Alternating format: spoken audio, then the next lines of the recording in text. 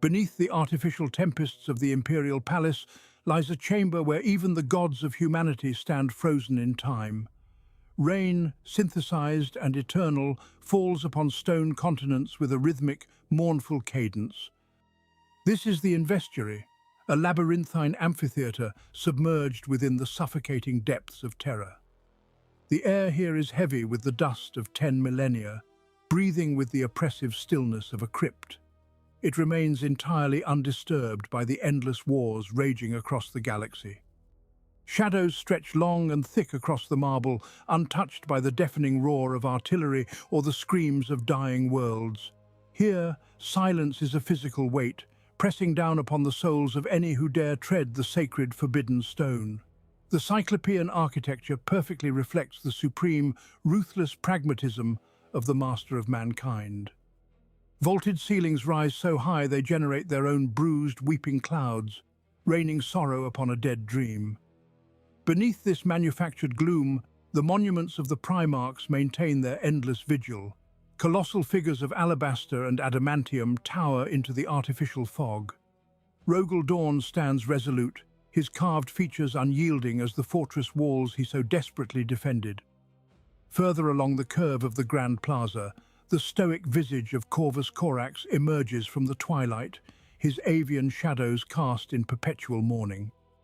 Sanguinius, the great angel, is rendered with wings spread wide, forever caught in a moment of tragic grace before his inevitable fall. They are glorious, terrible idols of an era lost to madness. Each monolith projects the divine mandate of the Great Crusade into the stagnant Terran air, a silent choir of demigods frozen in the moment of their ultimate triumph. Then, the procession of titans abruptly ends. Between the towering demigods lie two jagged, gaping wounds in the stone. Plinth II and Plinth 11 sit utterly barren. They are not merely empty, they have been violently annihilated. The marble is sheared, the names brutally chiseled away until nothing but scarred bedrock remains. Yet this sheer physical absence projects a psychic density far greater than any towering statue of brass or stone.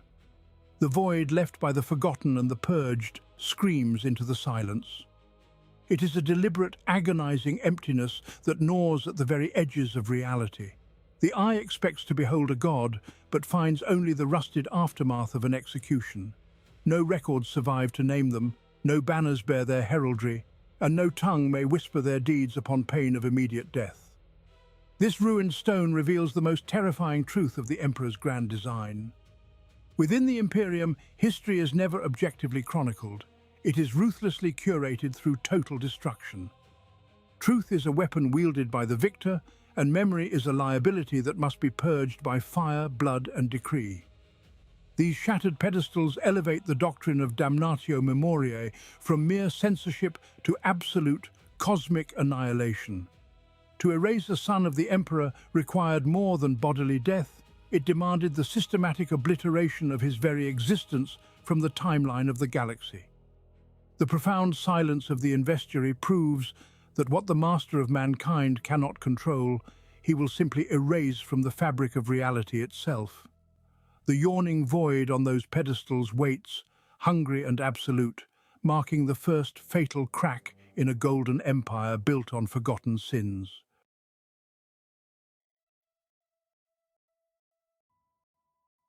Stone and metal are easily scoured.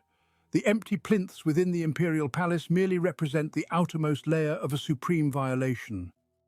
Beneath the physical absence lies a bureaucratic and psychic void, meticulously engineered by the Adeptus Terra.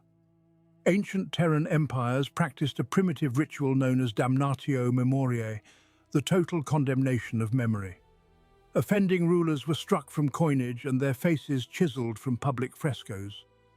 The master of mankind elevated this crude political tool into a weapon of absolute annihilation. He did not merely kill his two lost sons, he unmade them.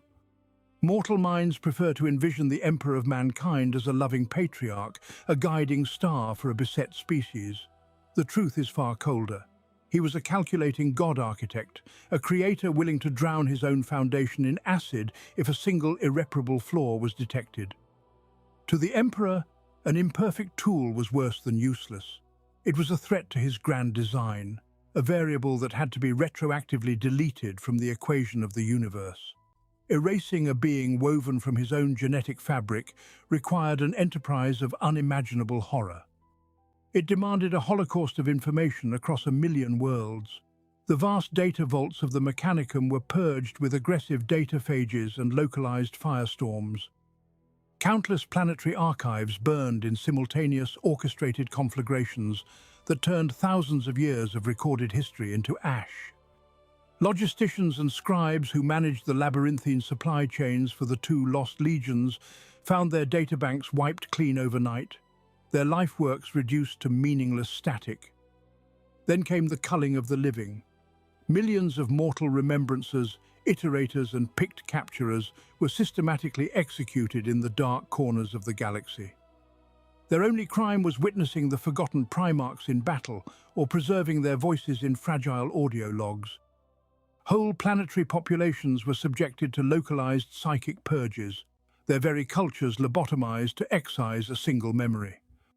Those immune to such crude mental surgery were simply silenced by the blades of the Custodes and the bolters of the Adeptus Astartes. No mouth was permitted to draw breath if it could whisper the forbidden names.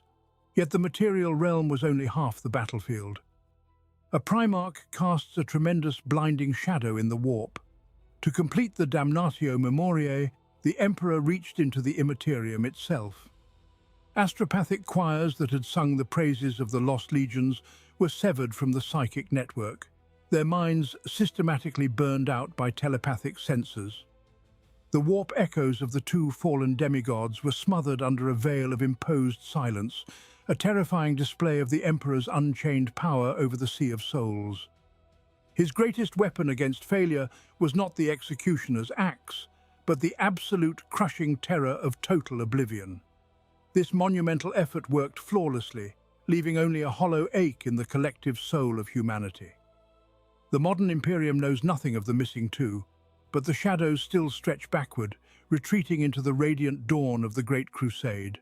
Before the purges and the forced amnesia, the galaxy burned with the light of unbroken unity. There was an era when the Emperor marched at the head of a complete pantheon. There was a time when exactly 20 mighty suns strode the stars.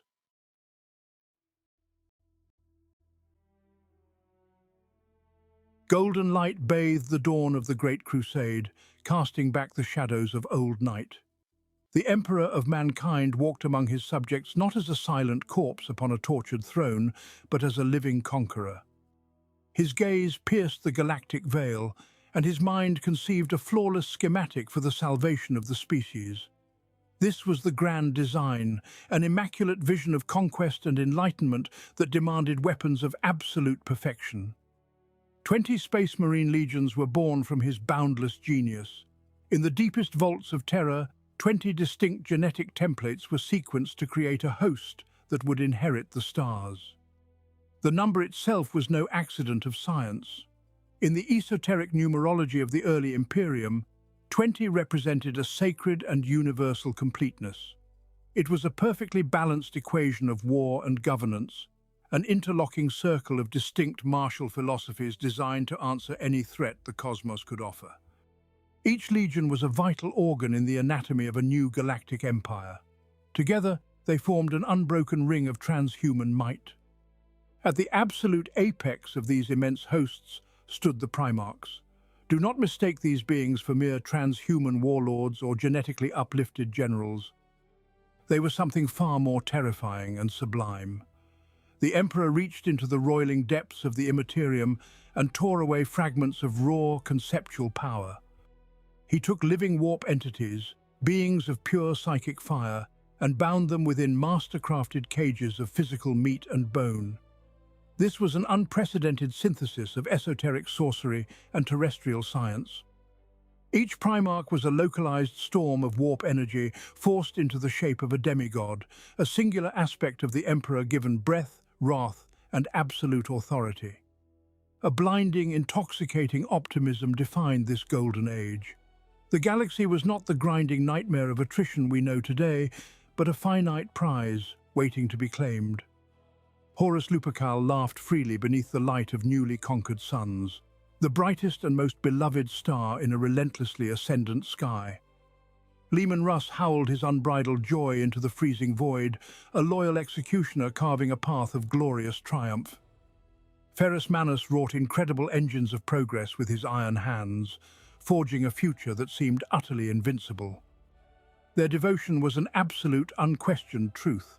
Treachery was a word that belonged to the squalid misery of forgotten ages, not to this era of shining ceramite and soaring banners.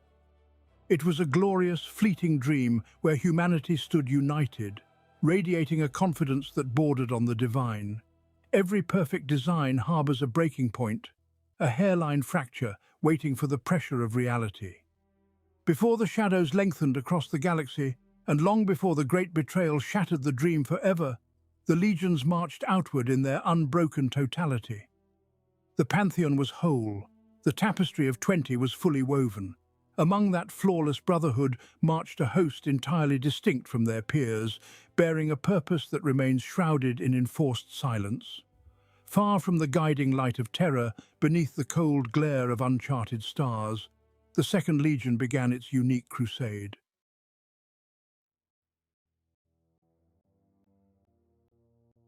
Beyond the illuminated borders of the nascent Imperium lay the fathomless black of the galactic halo.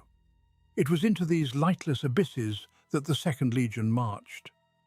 While the Great Crusade carved glorious swaths through the galactic core, the early expeditionary fleets of the Second pursued a far more solitary mandate.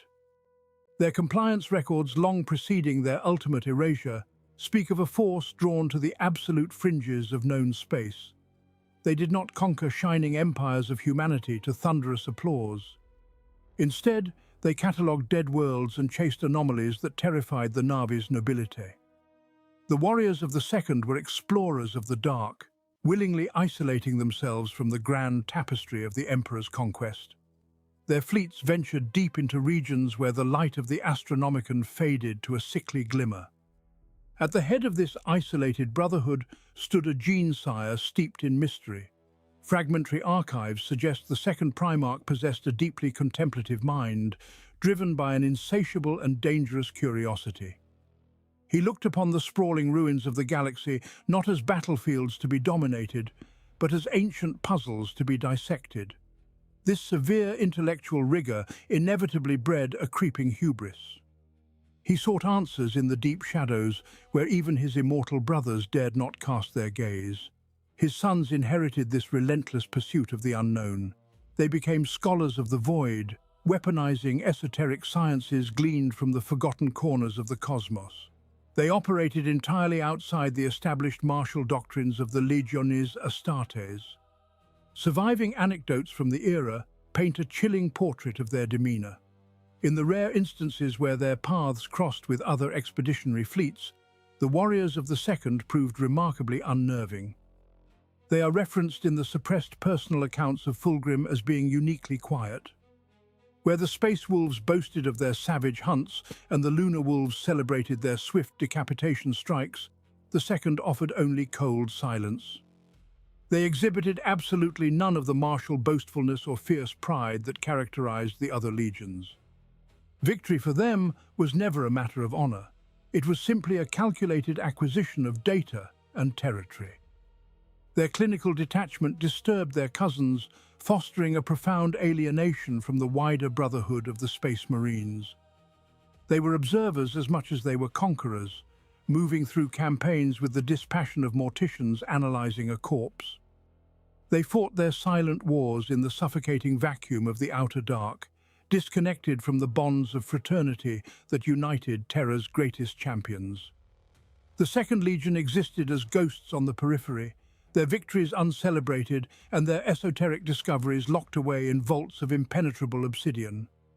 Whatever terrifying truths they unearthed in the Halo Zones ultimately served as the architect of their profound doom.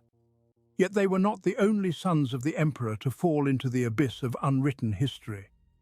Across the galaxy, an entirely separate tragedy was taking root, one defined not by quiet exploration, but by a radically different manifestation of the Emperor's genetic design.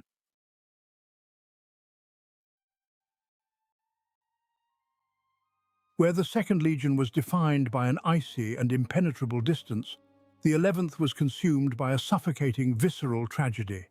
The shadows cast over the unnamed 11th Primarch and his sons are not born of deliberate silence, but of biological horror.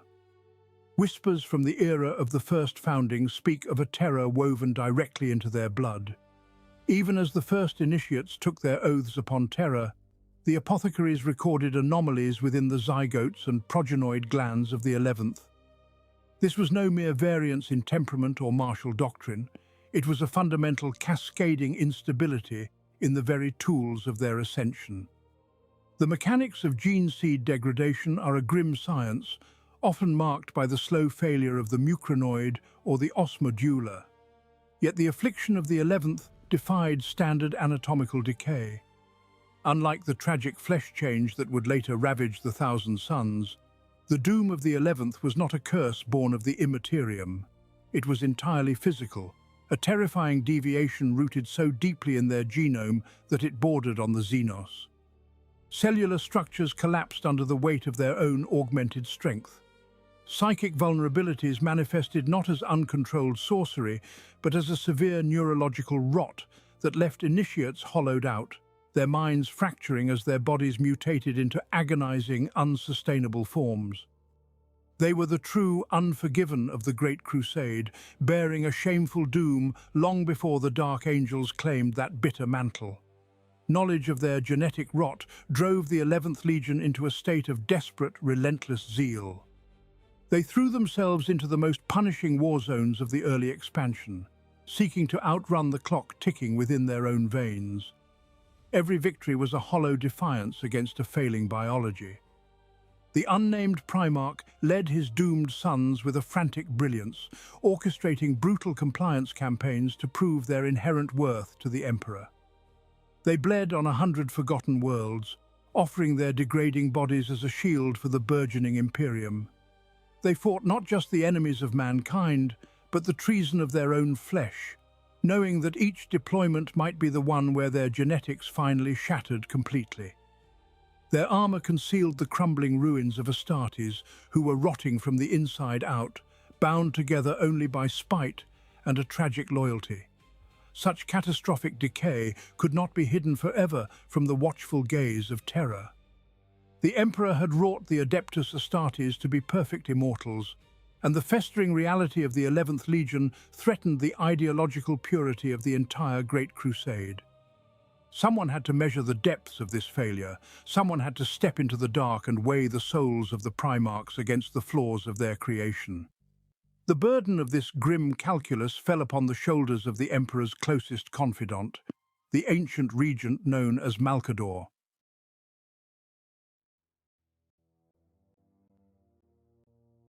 The genetic decay of the 2nd and 11th Legions did not unfold in a void. Terror watched. High atop the Imperial Palace, secluded within vaults of archaeotech and shadowed archives, Malcador passed the incoming data. He bore the suffocating weight of foresight. While the Great Crusade blazed across the galaxy in a storm of triumphant compliance, the First Lord of Terror looked only at the creeping shadows behind the light. Information was the currency of survival. Malcador had long ago seeded the expeditionary fleets with his eyes and ears.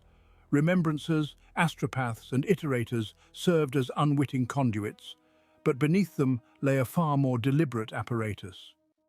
The Sigillite had quietly laid the foundation of the Officio Assassinorum, turning potential executioners into silent observers. Hidden operatives marched alongside the Adeptus Astartes, recording every tactical deviation, every whispered heresy, and every biological anomaly. Coded astrotelepathy carried these grim harvests back to the throne world.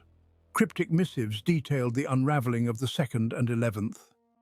Agents reported erratic combat deployments, horrifying mutations hushed up by Legion apothecaries, and command decisions that defied all Imperial logic. Blood spilled on distant worlds carried the unmistakable taint of ideological rot. Malcador knew of the doom claiming these two legions long before the Master of Mankind roused himself to direct intervention. He read the casualty reports and saw the undeniable signature of failing gene craft. The Emperor called the Primarchs his sons. Malcador harboured no such sentimental delusions. He viewed the commanders of the Legions Astartes with a clinical, unblinking pragmatism. They were weapons forged in a laboratory, highly volatile instruments of galactic conquest, and nothing more. Tools, no matter how magnificent, possessed a breaking point. The Sigillite recognized the immense psychological and physiological pressures exerted upon these beings. They were prone to systemic failure, and the secret data slates piling upon his sanctum desk proved that 2 of these masterwork weapons had already cracked. He calculated the exact trajectory of their descent into madness, while the rest of the Imperium celebrated their hollow victories. Cold logic dictated that broken tools must be discarded before their shrapnel could injure the wielder. The Sigillite began to isolate the doomed legions, subtly manipulating supply lines and fleet designations to contain the contagion. Yet even his flawless quarantine could not mask the impending tragedy from everyone. Ripples of this silent condemnation spread through the immaterium and across the stars. Other Primarchs felt the sudden, chilling distance of their siblings. A profound sorrow began to take root far from the Sol system. Deep within the expeditionary fleets, a terrible realization dawned upon those who worshipped the bonds of brotherhood, preparing to break the golden heart of the Urazen and plunge the word-bearers into an unimaginable grief.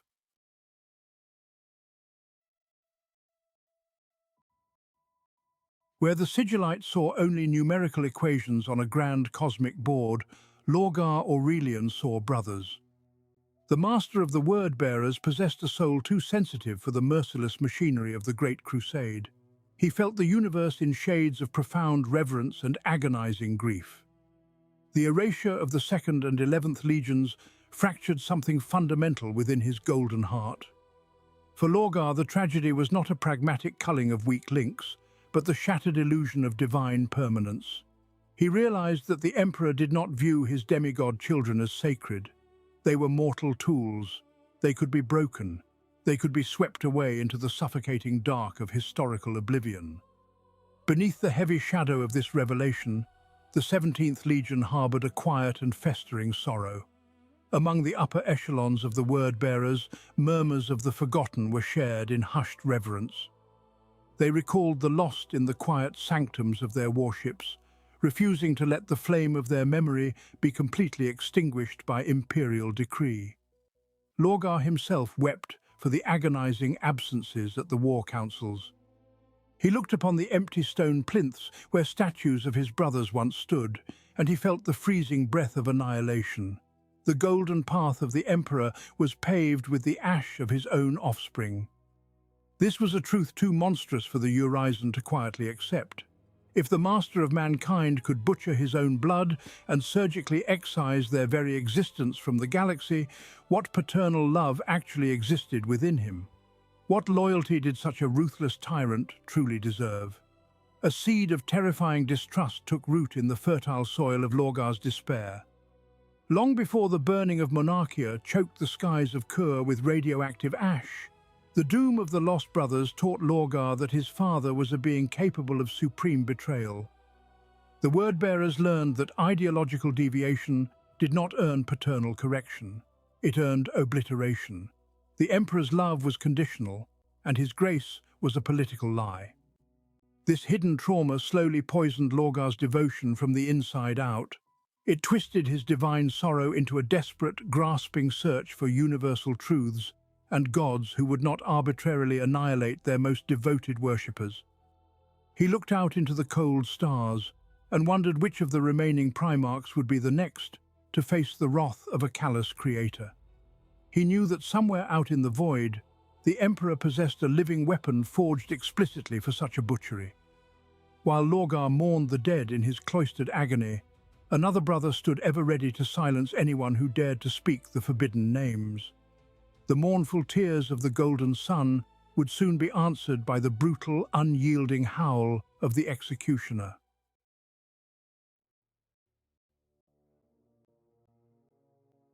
Tears of sorrow dry quickly in the fires of necessity. When a god decides that his own creations must be unmade, he does not send a diplomat, he sends a monster. Leman Russ embraced that monstrous role with a terrifying willingness, masking profound psychological scars beneath a carefully constructed facade of barbaric savagery. The Lord of Winter and War was no mere berserker. He was a surgical instrument wrapped in iron and leather, purposefully engineered to shoulder the darkest burden of the Great Crusade. The Emperor required an executioner capable of shedding fratricidal blood without succumbing to madness or hesitation. Russ alone possessed the cold, unyielding loyalty required to stare into the eyes of a demigod brother and deliver the killing blow. The Great Wolf cultivated his reputation as a mindless savage to isolate himself from the affection of his peers. It is easier to kill a brother who already despises you. This calculated alienation was a defense mechanism, a vital psychic shield for a being whose fundamental purpose was the annihilation of his own kind. When the galaxy later shattered into civil war, Russ spoke of Astartes fighting Astartes with a chilling familiarity. Deep within the shadowed halls of memory recorded in the ancient sagas, he confessed that shedding the blood of another legion was not a new experience. He knew the terrible weight of it. He had felt the recoil of a bolter taking the life of an Adeptus Astartes long before Istvan burned. If the whispers are true, the Sixth Legion was sculpted for this single horrific purpose. While the Ultramarines built empires and the Imperial Fists raised fortresses, the Space Wolves honed the art of deicide. Their specialized tactics deviated sharply from standard compliance doctrine. They deployed shock assault formations designed specifically to crack the ceramite armor of other Space Marines. The rout hunted in coordinated packs, utilizing overwhelming localized force to isolate and butcher enemy commanders with brutal efficiency. They trained to counter the transhuman physiology of their cousins, striking at the reinforced joints and primary power cables of standard Crusade plate. Such terrifying expertise does not emerge from theory alone. It is born of grim practice. The blood of the forgotten fell upon the fangs of the wolves, and the ashes of their compliance were scattered by the howling winds of Fenris. The Emperor did not build an extermination legion merely as a theoretical safeguard. He forged a weapon because he knew he would eventually need to swing it. The grim precedent established by the erasure of the lost legions cemented the Space Wolves as the ultimate sanction, a coiled spring of absolute murder kept ever at the Emperor's side. They were the blade held in reserve for the darkest hour. Yet a weapon of such apocalyptic devastation cannot be drawn without a profound and terrible reason. Something catastrophic must transpire in the dark void to break the sacred bond of blood and force the master of mankind to pronounce a sentence of total oblivion upon his own flesh.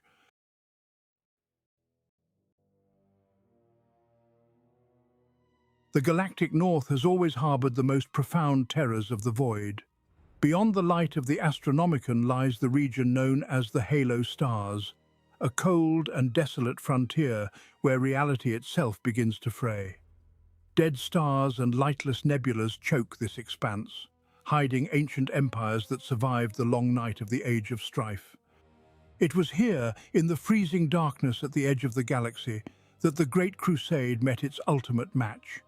The expeditionary fleets pushing into the northern marches did not find scattered barbarian warlords or primitive Xenos fiefdoms. They found the Rangda. They were monsters ripped from the darkest abysses of human nightmare.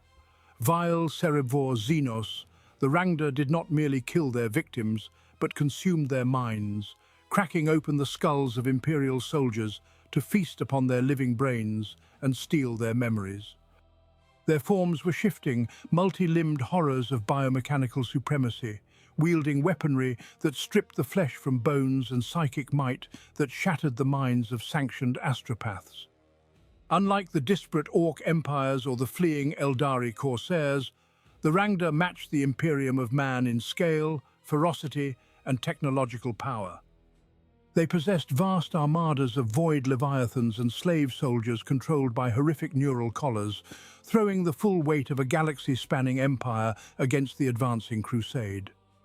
The conflict that followed would be recorded in the deepest vaults of terror as the Rangdan Xenocides, a series of wars so utterly devastating that the normal rules of planetary compliance were completely abandoned. This was no war of conquest. It was a war of absolute extinction. Entire Titan legions walked into the fire of Rangdan's slaughter zones and never returned, their towering god engines dragged down by swarms of monstrous Xenos constructs. Millions of mortal soldiers from the Imperial army were fed into a merciless meat grinder, their lives spent simply to slow the advance of the Xenos tide. Entire sectors were put to the torch in desperate scorched earth campaigns, exterminatus protocols ordered on dozens of human worlds just to deny the Rangda fresh breeding grounds.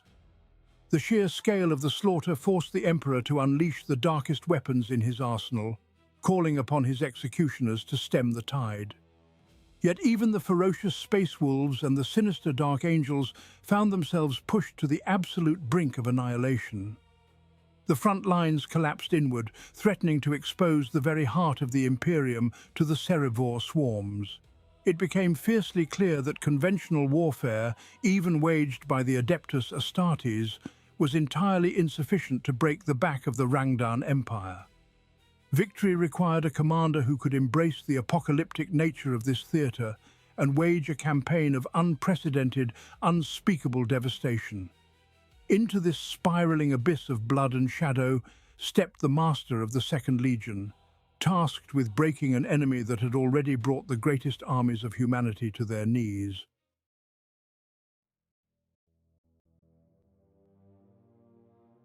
The strike cruisers of the Second Legion broke from the immaterium above the shattered crust of Advex Moors. Where other commanders saw an apocalyptic swarm demanding immediate and total atomic purgation, the second Primarch saw a complex equation. His towering intellect had conquered 1,000 human worlds without firing a single macro-cannon shell, dismantling entire planetary governments through supreme strategic calculation. This peerless cognitive mastery bred a fatal, quiet arrogance. He looked upon the Rangdan slaughters and decided that the master of mankind had been blunt and unimaginative in his decrees. Extermination was a crude instrument for lesser minds. The second Primarch believed he could dissect, outmaneuver, and ultimately subjugate the Xenos menace by turning their own biological hierarchy against them. Down on the toxic, storm-racked surface of Advex Moors, the Rangda had constructed a sprawling cerebral lattice from the fused nervous systems of billions of human captives. Imperial doctrine dictated that such a profane monstrosity must be reduced to ash by sustained orbital bombardment. The second Primarch deliberately countermanded that fundamental order. He led his finest Astartes into the subterranean gloom, forging a path through the slaver beasts with surgical, cold precision. They pushed deep into the planetary crust, slaughtering their way into the central neural vault. Within that pulsing biomechanical cathedral of horror, the Primarch halted his forces. He ordered his tech marines and librarians to step back and lower their weapons. He intended to establish a direct communicative interface with the Xenos overmind. This was the precise moment of his ultimate damning crime. He did not turn to the dark whispers of the warp, nor did he raise a banner of rebellion against terror. His treason was born purely of intellectual vanity and a desperate, dangerous compromise with a forbidden Xenos intelligence. He believed his transhuman mind was an impenetrable fortress, forged by the Emperor to withstand any psychic assault. He reasoned that by connecting directly with the Rangdan neural network, he could map their hidden galactic staging grounds, decipher the frequency of their slave links, and bend their hive command into subservience. He lowered his mental barriers, stepping forward into the fleshy roots of the cerebral lattice, and extended a psychic bridge into the cold, Xenos vastness of the Rangdan gestalt. The silence within the subterranean vault stretched for agonizing solar hours. His chosen Astartes watched their gene sire stand perfectly still beneath the drooping, fleshy tendrils of the Xenos architecture, his silver armor bathed in the sickly glow of bioluminescent spore sacs. He was conversing with an intelligence vastly more Xenos and cruel than his immaculate logic could possibly fathom. The Primarch poured his demands, his strategic logic, and his supreme confidence into the Xenos void. The Rangda did not fight him with physical claws or exotic plasma fire. They welcomed his probing mind with a horrific, collective embrace. They allowed him to see the terrible, sprawling majesty of their dominion, eagerly luring his vast consciousness deeper into a labyrinth of fragmented thoughts and enslaved psychic screams. He had sought to capture the monster by putting his brilliant mind directly into its jaws. The jaws snapped quietly shut. A subtle, crawling darkness began to thread itself through the immaculate architecture of his soul.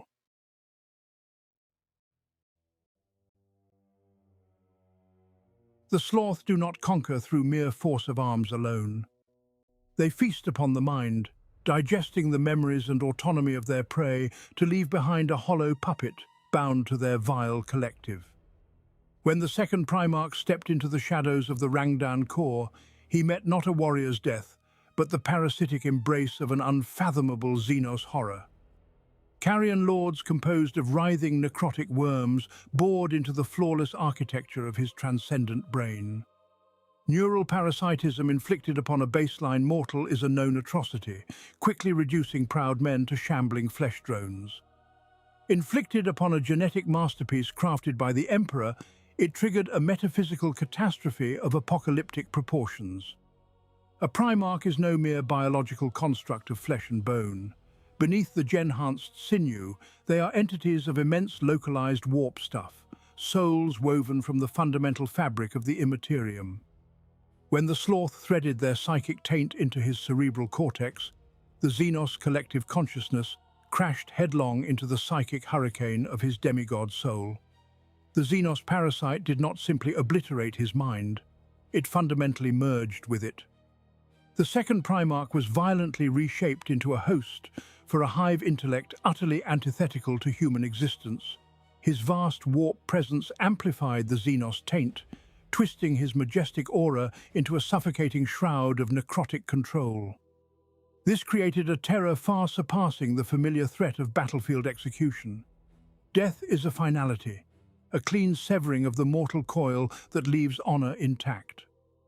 What occurred within the ranks of the Second Legion was a living, breathing corruption completely untethered from the ruinous powers of chaos. A compromised demigod now sat at the heart of an infected brotherhood, his psychic enslavement bleeding steadily downward through their shared genetic link. Legionaries who had sworn absolute oaths of loyalty to Terra suddenly found their thoughts clouded by the writhing Xenos imperatives of the sloth. Their superhuman autonomy withered beneath the crushing weight of a Xenos hive mind, channeled directly through the corrupted majesty of their gene-sire. The Emperor's grand design fractured as a significant portion of the Adeptus Astartes mutated into an unnatural extension of the Rangdan will. Silent, obedient, and horribly altered in mind and spirit, the Second Legion became an unparalleled weapon aimed directly at the heart of the burgeoning Imperium. The sheer scale of this localized nightmare demanded a brutal and immediate sanction to prevent the psychic infection from spreading to the wider crusade. Yet the galaxy is a vast and unforgiving crucible, entirely indifferent to the desperate struggles of a single species. While the deep shadows of the galactic north swallowed the second Primarch and his corrupted sons, an entirely separate doom was gathering momentum in the distant void. Across the starry expanse, completely divorced from the Rangdan horrors and the tragic fall of the second, the 11th Primarch was blindly charting his own course into absolute oblivion. Far beyond the guiding light of the Astronomicon, the subtle whispers of an ancient, unrelated disaster were finally beginning to manifest.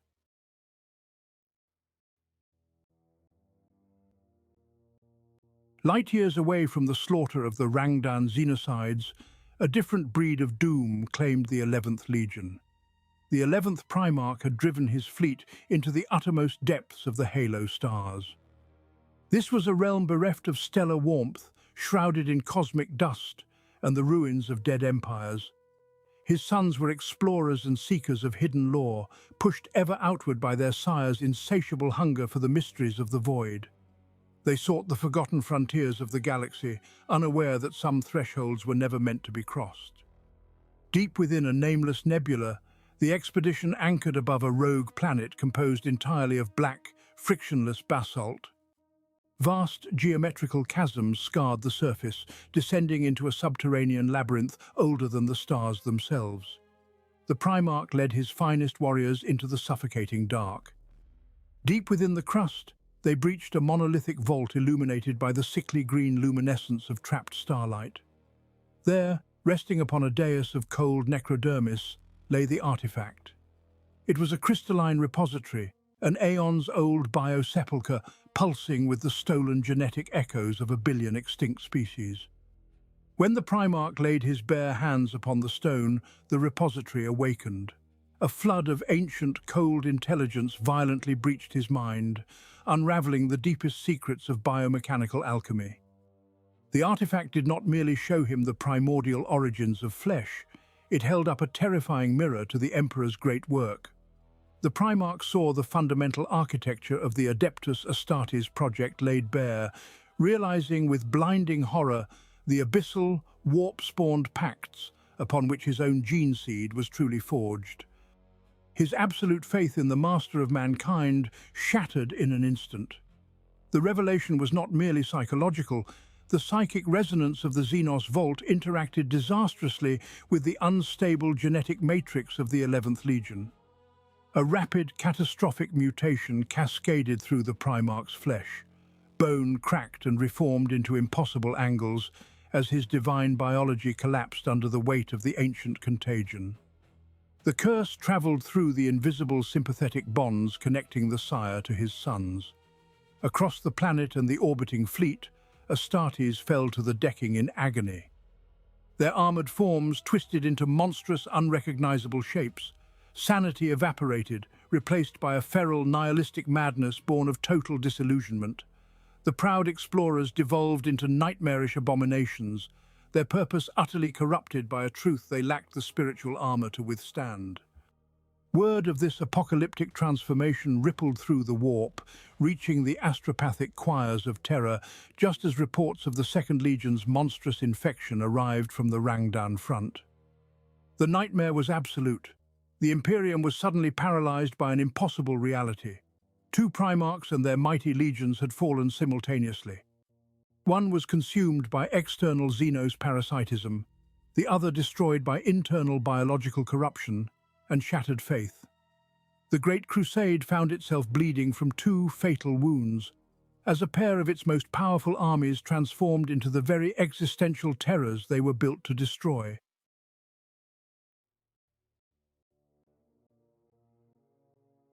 Data streams cascading from the galactic north painted a picture of absolute ruin within the deepest vaults of the Imperial Palace.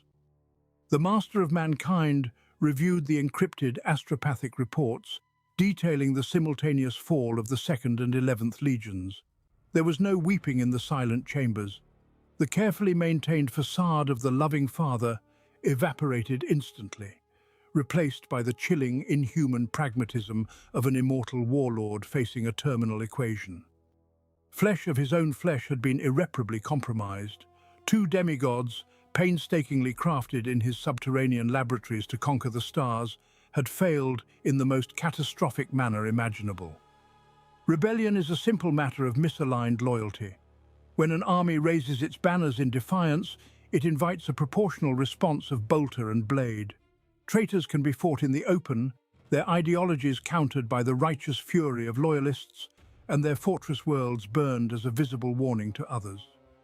Contamination is an entirely different paradigm. What had taken root within the bloodlines of the 2nd and the 11th was not a simple political defection, but a fundamental unraveling of their genetic and spiritual integrity.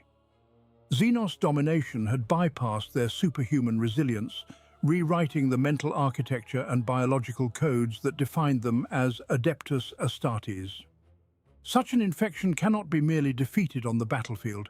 It must be excised from reality itself, subjected to total and unyielding sterilization. A public war against his own corrupted sons was out of the question. The Great Crusade was built upon a bedrock of unbreakable propaganda. Humanity marched across the stars driven by the absolute certainty of imperial supremacy. The Primarchs were heralded as infallible titans, the pristine and perfect weapons of a new, enlightened age. If the trillions of citizens populating the nascent Imperium learned that these ultimate defenders could be mentally dominated by Xenos horrors or biologically broken by parasitic intelligence, the revelation would shatter the psychological foundation of the Crusade. Doubt would breed mass panic, and panic would ignite 1,000 brushfire rebellions across newly compliant sectors. The myth of human invulnerability had to be protected at any cost. The Emperor weighed the lives of 2 entire legions against the survival of the species and found the Adeptus Astartes wanting. He reduced his sons to lines of defective code that required immediate deletion. Compassion was a mortal luxury the galaxy did not allow. He calculated the exact expenditure of military force required to purge every afflicted legionary, every tainted void ship, and every human settlement that had witnessed their disgrace. The failure of the forgotten Primarchs would not become a tragic chapter in the annals of the Imperium. It would become a suffocating void. No records would be kept, and no monuments would be left to tear down. Leaving the isolation of his private sanctum, the Emperor summoned his most trusted confidants. The executioners and the silence makers were already gathering in the shadows of the throne world. Heavy doors sealed shut behind the master of mankind, locking out the light as the grim architects of the Imperium convened to draft the most absolute edict of erasure the species had ever recorded.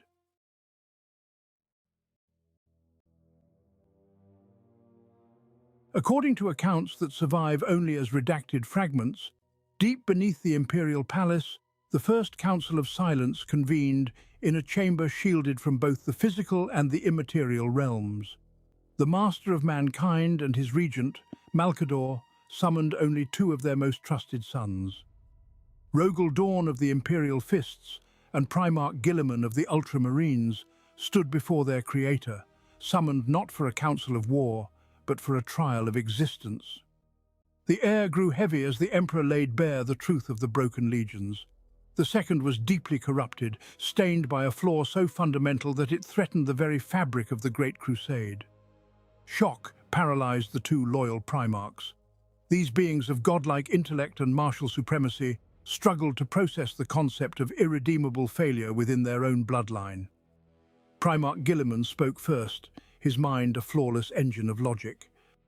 The Lord of Macragge argued for quarantine, reassignment, or the strategic redeployment of the tainted warriors to extreme penal operations. He presented logistical algorithms that might salvage the vast resources invested in the Second Legion. Every calculation he offered was met with the cold, immovable reality of the Emperor's silence. Rogel Dawn stepped forward next, his face a mask of sculpted granite. The Praetorian argued from a foundation of absolute honor. He insisted that a legion could be purged of its errant commanders and rebuilt upon a foundation of renewed oaths and rigorous discipline. Dawn could not accept that the warriors who had shed blood beside him were genetically and spiritually compromised beyond all salvation. He demanded an opportunity for the condemned to die with dignity on the battlefield rather than face the ignominy of a quiet slaughter. Malcador delivered the final, crushing blow to their desperate pleas. The Sigillite explained that the rot was not merely ideological, but woven into the very spiritual architecture of the infected legion. To leave a single strand of this corrupted legacy intact was to invite an apocalyptic contagion into the heart of the Imperium. Guilliman and Dawn fell silent as the true horror of their situation crystallized. They were being asked to sanction the absolute destruction of their brothers. A terrible guilt took root in their hearts, a heavy complicity that would haunt them for millennia. Their absolute loyalty to the Emperor was now warring directly against their fundamental bond of brotherhood. Loyalty ultimately broke the resistance of their fraternal love. The Lord of Ultramar lowered his head, his brilliant mind calculating the terrible arithmetic of survival, finally acknowledging the cold necessity of eradication. The Praetorian of Terror stood rigid, his silence an agonizing submission to the Emperor's absolute decree. The First Council of Silence concluded with a damning verdict. The records would be sealed, the names stricken from the monuments, and the very memory of the fallen wiped from the galaxy. Only the act of ultimate sanction remained. The Emperor turned his ancient gaze outward from Terra, dispatching the decree that would slip the chain of his waiting executioner.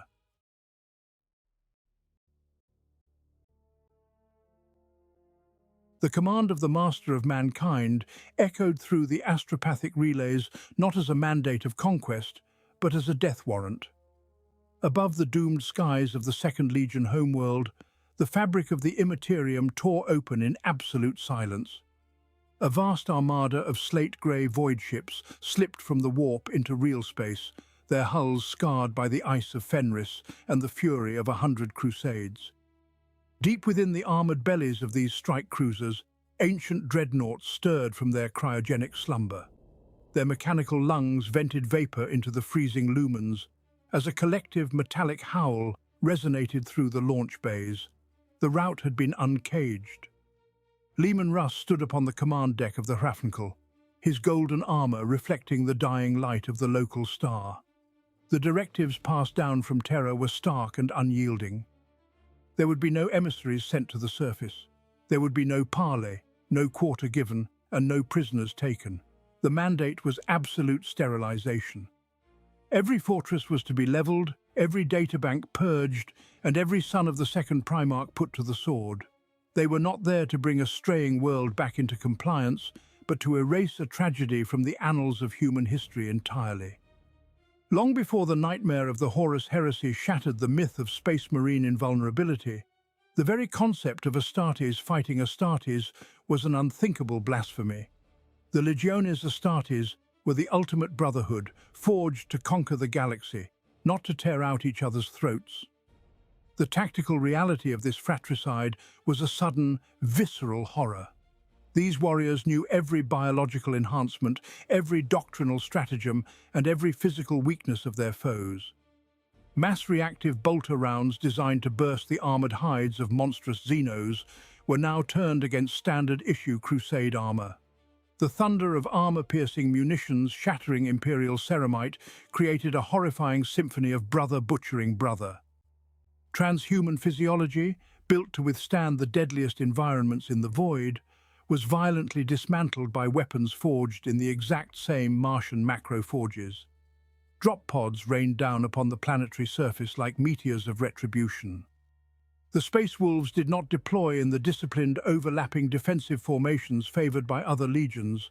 They struck the Earth with a feral, overwhelming velocity, fully embracing their purpose as the sanctioned monsters of the Imperium. They descended upon the bastions of their former brothers with a remorseless fury that defied reason. Frost blades sheared through gunmetal, and plasma incinerators melted barricades into molten slag. The slaughter was methodical, yet carried out with a wild, terrifying exuberance. Amidst the burning spires and the choked, blood-slicked trenches of the defensive lines, the Wolf King made planetfall. Leman Russ waded through the carnage, his greatsword drawn and humming with disruptive energies. He did not linger to butcher the rank and file.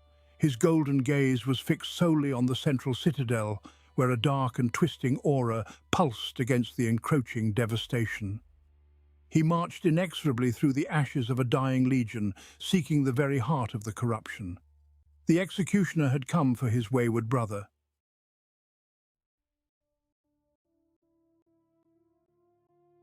Amidst the burning ash of a conquered world, the Wolf King finally cornered his quarry. The deafening roar of the planetary assault faded into a hollow silence as Leman Russ stepped into the blasted plaza where the master of the Second Legion waited. There was no honour to be found in this reunion of gene sires. What stood before the Lord of Winter and War was no longer a brother, nor even a recognizable lord of humanity. The second Primarch had become a monument to sheer, irreversible ruin. Sloth, taint, and encroaching madness had warped his once divine flesh into a writhing, abhorrent mockery of the Emperor's design. Pale, necrotic tissue pulsed with Xenos parasites, and the armour that once gleamed with the pride of a nascent crusade was now a fused shell of weeping sores and unnatural metal. Leman Russ did not speak, He offered no final salute, nor did he demand a hollow confession from the broken thing wearing his brother's face. The Wolf King simply raised his great frostblade, his expression set in the cold stone of absolute duty. The clash that followed was entirely devoid of the poetry chroniclers assigned to the duels of demigods. It was an ugly, squalid butchery. The corrupted Primarch fought with the erratic, weeping frenzy of a diseased animal. His movements were disjointed and sickening, his strikes fueled by an Xenos sickness that oozed from his shattered joints. Russ met this grotesque fury with cold, sanctioned violence. Every brutal swing of his weapon was an act of grim excision, a merciless attempt to cut away the rot that threatened the very soul of the Great Crusade. To watch them fight was to witness the complete desecration of the miraculous. The psychic weight of their struggle pressed heavily down upon the ruined city, manifesting as a suffocating aura of tragedy and unnatural wrongness. Primarchs were created to conquer the stars, yet here they tore at one another in the mud like starving savage hounds. The air tasted of copper and ozone, heavy with the absolute sorrow of a familial bond twisted into the shape of an execution. Russ took no joy in the slaughter. He absorbed glancing blows that scored his ancient ceramite, advancing relentlessly through the erratic storm of his brother's maddened violence. The end came without majesty. There were no defiant last words, no poignant exchanges of forgiveness or sorrow. Russ shattered the corrupted demigod's guard with a devastating, sickening impact of pure physical force. With a heavy grunt, the executioner drove his blade entirely through the shattered chest of the second Primarch. The frost weapon ground through fused ribs and Xenos biology, violently severing the core of the fallen lord's unnatural vitality. The ruined demigod collapsed outward, stripped of all mythic grandeur. He was instantly reduced to a hollow, pathetic corpse, bleeding black ichor upon the irradiated dirt. As the divine spark of life was violently extinguished, the material universe screamed in agony. A violent psychic shockwave erupted directly from the point of the killing blow, tearing a ragged hole through the warp and striking the minds of every living soul within the system. The sudden, absolute void left by the murder of a supreme being cracked the very foundation of reality. Before the agonizing echoes of that metaphysical detonation could fully settle across the dead world, an overwhelming golden light began to pierce the suffocating gloom of the battlefield.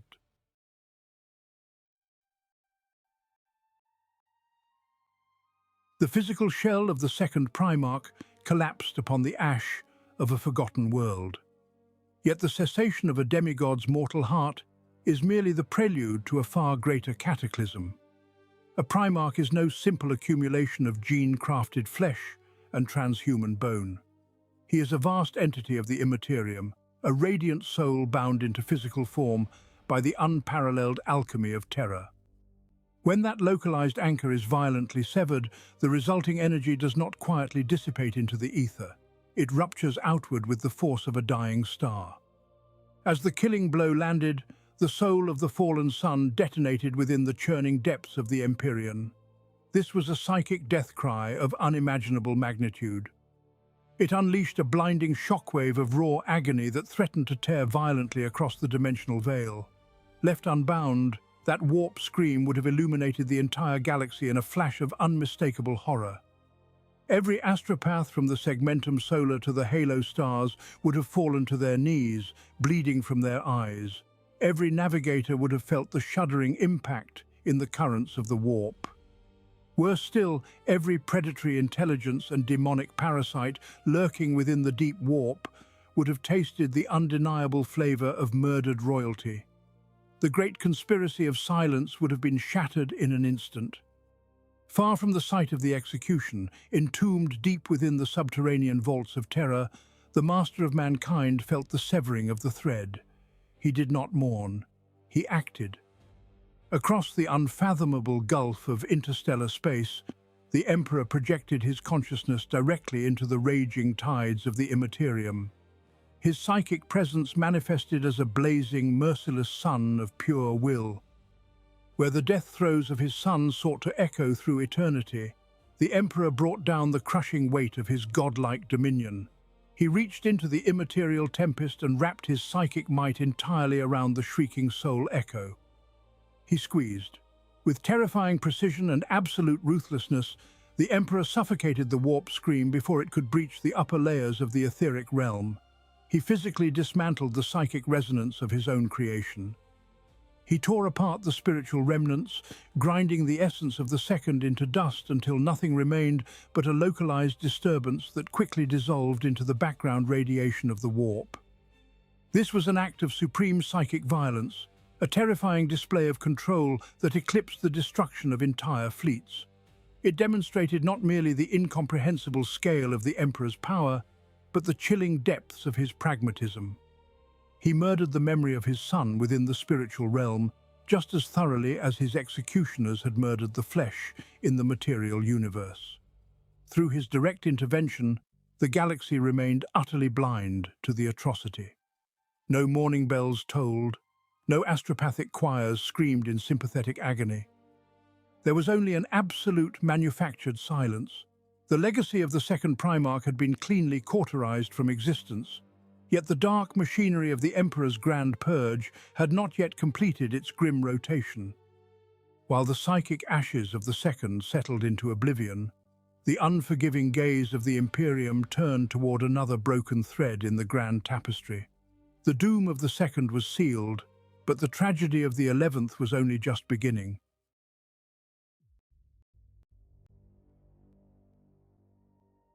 Death was a mercy denied to the 11th. While the second found sudden oblivion at the edge of a blade, his brother was condemned to a labyrinth where time itself rots. Deep beneath the foundation plates of the Imperial Palace lies a subterranean abyss known only to the Emperor and his most trusted wardens. These are the dark cells. No light penetrates the black adamantium corridors of this oubliette. It is a vault designed not merely to hold flesh, but to quarantine nightmares that threaten the very fabric of reality. Down into this crushing silence marched a procession of giant warriors clad in the black-wreathed armor of the Shadowkeepers.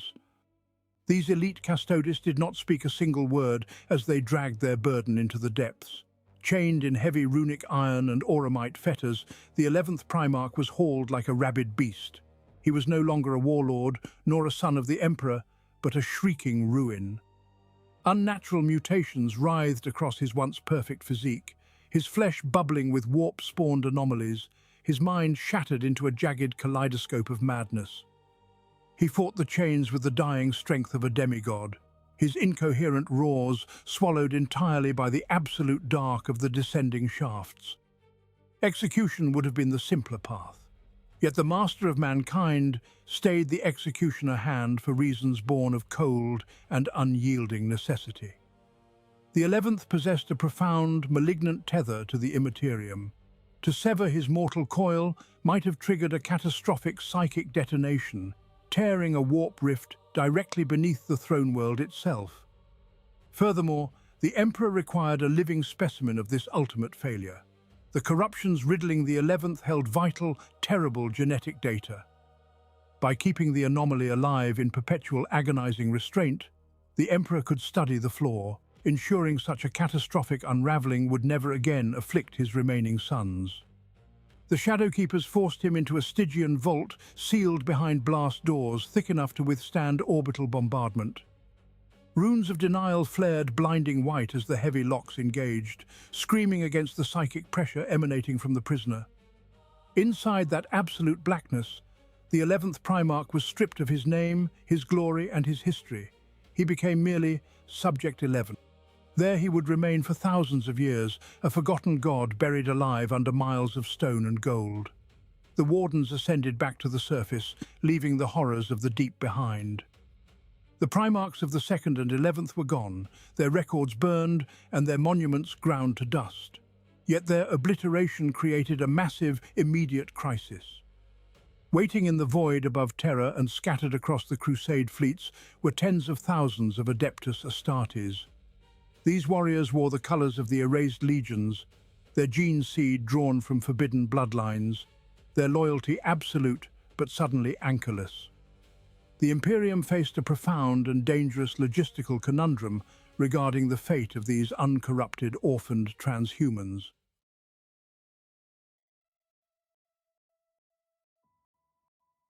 Tens of thousands of transhuman warriors stood motionless upon the muster decks of their grand fleets. Their gene sires had been eradicated, their names struck from the imperial records by decree of the Master of Mankind. The Adeptus Astartes of the 2nd and 11th Legions were orphans of a sudden and brutal oblivion. They had committed no heresy, raised no blades against the throne world, and fought only for the glory of the Great Crusade. Yet they bore the genetic legacy of absolute failure. In the merciless arithmetic of the early Imperium, a tainted bloodline warranted an immediate and absolute purge. The shadow of the executioner fell heavily across these loyal sons. Silence reigned in the highest chambers of the imperial palace as the fate of these masterless armies was debated.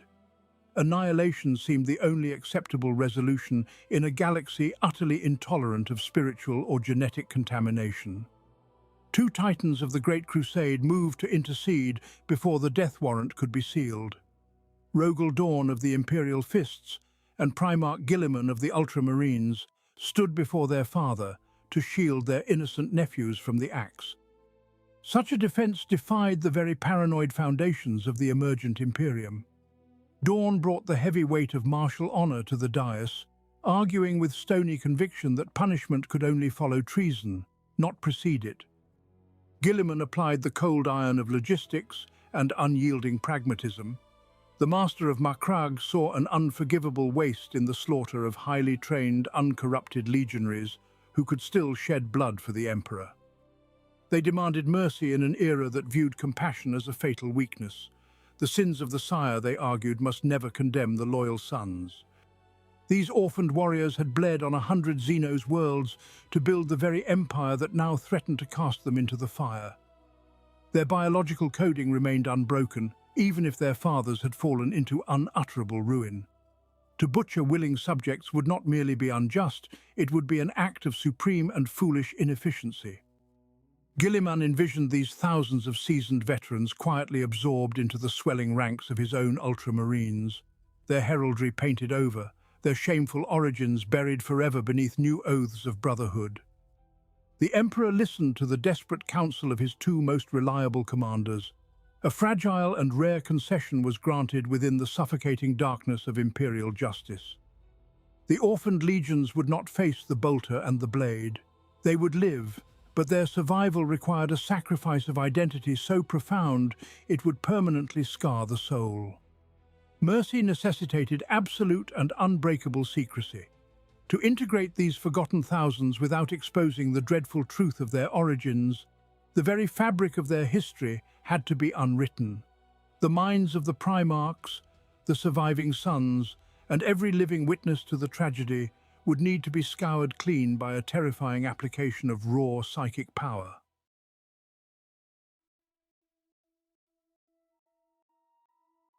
The survival of the orphans demanded a price paid not in blood, but in the total annihilation of the self. Malcador reached into the surging currents of the immaterium, anchoring his mind to the Emperor's blinding psychic beacon to steady his frail form. This was no mere telepathic suggestion or localized manipulation of a single battlefield.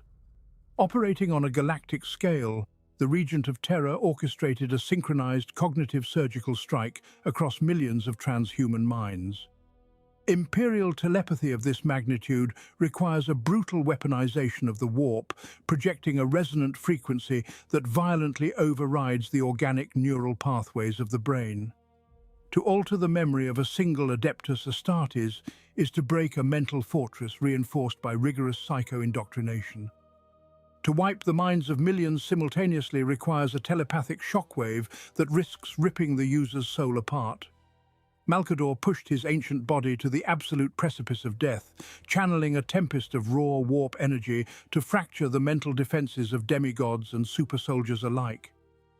He breached the formidable psychic shields of the surviving Primarchs, slipping past their genetic wards to violently carve out the very existence of their lost brothers. Names, faces, and shared triumphs dissolved into ash within their minds. Within the skulls of the orphaned legionaries, The violation was infinitely more intimate and absolute. Unseen psychic scalpels flayed away centuries of shared history, erasing localized traditions and the deeply ingrained genetic devotion to their respective gene sires. Every memory of their forgotten fathers was ruthlessly excised from their synapses, leaving bleeding cognitive wounds that were immediately stitched shut with woven fabrications. This was a profound psychic mutilation framed as an act of divine mercy. Legionaries of the Second and 11th fell into a deep catatonic slumber as proud sons of condemned lineages, only to awaken with a fiercely manufactured loyalty to the Emperor's most compliant generals. Gaps in their personal histories were flawlessly paved over with phantom campaigns and artificial brotherhoods. They were remade down to their very engrams, as steadfast scions of Primarch Guilliman and Rogel Dawn. The sheer horror of this undertaking lay in its seamless perfection, a total lobotomy of identity, where the victims remained entirely ignorant of their own psychological death. Through this agonizing labor, Malcador silenced the past. He bore the immense psychic backlash alone, weeping blood from his eyes in the dark vaults of terror, knowing he had preserved the Imperium at the cost of its fundamental truth. In the physical universe, the results of this colossal mind wipe manifested with chilling suddenness. The muster rolls of the Great Crusade shifted overnight without a single parchment being physically altered. Legions that had absorbed the erased orphans began to display an unprecedented surge in their operational numbers. Without warning or logical supply chains to explain the sudden influx of veteran warriors, the 13th Legion swelled to a gargantuan size, eclipsing all others in sheer manpower. Such rapid and inexplicable expansion drew the wary eyes of brother Primarchs across the galaxy, seeding the dark corners of the expeditionary fleets with quiet, lingering whispers.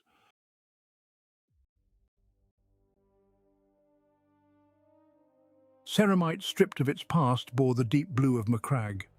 Artificers worked in absolute silence across the hidden armories, burying the colours of forgotten origins beneath fresh coats of cobalt lacquer. In the deep incinerator vaults of the fleet, ancient heraldry and battle honours earned on distant worlds turned to dead ash. The newly forged ultramarines emerged from the Apothecarion not as grieving veterans of shattered brotherhoods, but as reborn sons of the 13th. They marched in perfect lockstep, their discipline flawless, their devotion to Primarch Guilliman unquestioned. The most noble and codified legion in the Imperium, the paragon of pristine honour and unbroken lineage, now rested upon a hidden foundation of stolen, lobotomized orphans. These assimilated Astartes fought with an absolute, terrifying conviction for a Primarch whose genetic legacy did not actually run in their veins. Their scoured minds held no phantoms of the fathers they had lost. They were empty vessels, poured full of the righteous tenets of Ultramar and the sterile perfection of a manufactured past. This sudden demographic shift within the Great Crusade sent uneasy ripples through the expeditionary fleets. The fragments suggest that almost overnight, the 13th Legion swelled to a gargantuan size, eclipsing the muster of every other brotherhood. Guilliman commanded numbers that defied logical explanation. Whispers slithered through the dark corridors of the wider Imperial fleet. Among the word-bearers, the chaplains muttered of ghost companies and supply chains that could not possibly support the sudden manifestation of tens of thousands of additional warriors. Lorgar watched the expanding borders of his brother with a brooding, resentful eye. Other Primarchs noted the staggering anomaly, questioning how the recruitment worlds of Macragge could harvest and implant full-fledged legionaries faster than the ancient gene cults of terror. Yet the men in blue fought without hesitation or doubt. They bled on Xenos dirt, screaming the battle cries of Ultramar, dying willingly for a heritage they believed was theirs by absolute birthright. They were the perfect soldiers, surgically stripped of the devastating trauma that should have broken them. Their previous loyalties, their past glories, and their very identities had been excised by psychic blades. No one within the vast rank and file knew the harrowing truth of their own stolen histories. They were ghosts wearing the flesh of heroes, blindly swelling the grand formations of the 500 worlds, while the grim reality of their existence lay permanently buried beneath thick layers of telepathic scar tissue. But a lie of such colossal magnitude could not be contained forever by mere silence.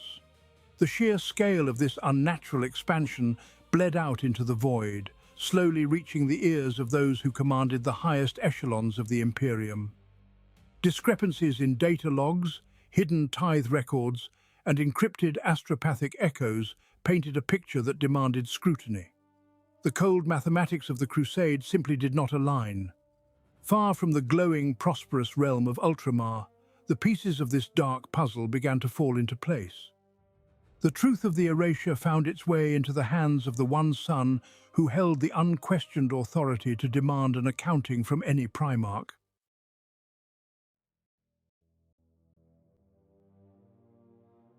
The grand plinths of the Investiary stretched beneath the Terran sky, bearing the colossal likenesses of the Emperor's gene-forged sons. Only empty air occupied the pedestal where the second Primarch had once stood in marble perfection. Horus Lupercal stared at the bare stone, his transhuman mind reeling from the physical manifestation of ultimate erasure. Alpharius waited silently in the shadows behind him, a quiet witness to the dawning fury of the War Master. The violent removal of a brother was a deep wound to their collective pride. It stood as a stark declaration that the mighty generals of the Great Crusade were merely biological instruments, liable to be shattered and swept away if they displeased their creator. Malcador emerged from the gloom of the Lightning Tower to meet them. The Regent of Terror appeared impossibly frail, leaning heavily upon his eagle-capped staff. He was a withered mortal daring to dictate the boundaries of immortal demigods. Horus confronted the ancient Psyker with the roaring indignation of a conquering king. The Lupercal demanded answers for the sudden void in their brotherhood, refusing to accept that an entire legion and its sire could be discarded without trial or explanation. The Sigillite offered only the cold, unyielding decree of the Master of Mankind. Malcador stated plainly that the Forgotten Sons had failed, their transgressions so absolute that their very existence was a threat to the imperial truth. Outrage swelled within the massive chest of the Lupercal. He refused to bow to this mortal mandate. Defiance burned in his eyes as he drew breath to shatter the supreme Edict of Silence. Horus opened his mouth and shouted the forbidden name of the second Primarch into the biting Terran wind. He attempted to speak his brother back into existence, seeking to assert his own sovereignty over the draconian laws of the throne world. The forbidden syllables never finished echoing before Malcador struck. There was no dramatic incantation, only a sudden, crushing manifestation of pure psychic dominance. Invisible telekinetic iron clamped brutally around the throat of the War Master. Horus Lupercal, the greatest warlord of 1,000,000 worlds, choked. His massive gauntlets clawed uselessly at his own gorget as he was forced to his knees by an unseen, insurmountable pressure. Alpharius watched in stunned, absolute silence. The frail, hooded Sigillite held the mighty firstborn suspended in a state of helpless agony. Blood vessels ruptured in the eyes of the choking Primarch. His godlike physiology was rendered entirely powerless against the mental wrath of the Emperor's left hand. Malcador did not relent until the harsh reality was etched into the very marrow of the War Master. The Primarchs were never sovereign beings. They were weapons forged by terror, bound entirely and irrevocably to the absolute authority of the Emperor and his chosen regent. As the terrifying psychic grip finally dissolved, Horus collapsed, gasping for breath upon the polished stone of the palace. In that moment of profound physical humiliation, the favoured son tasted true terror for the very first time. A dark seed of resentment took root within his bruised throat, an embryonic rebellion against an authority so absolute it could erase a demigod with a thought. Such volatile defiance proved far too dangerous to leave unchecked. If the mere absence of a brother could drive the greatest of the Primarchs to open insubordination, the transhuman minds of the survivors would have to be chained.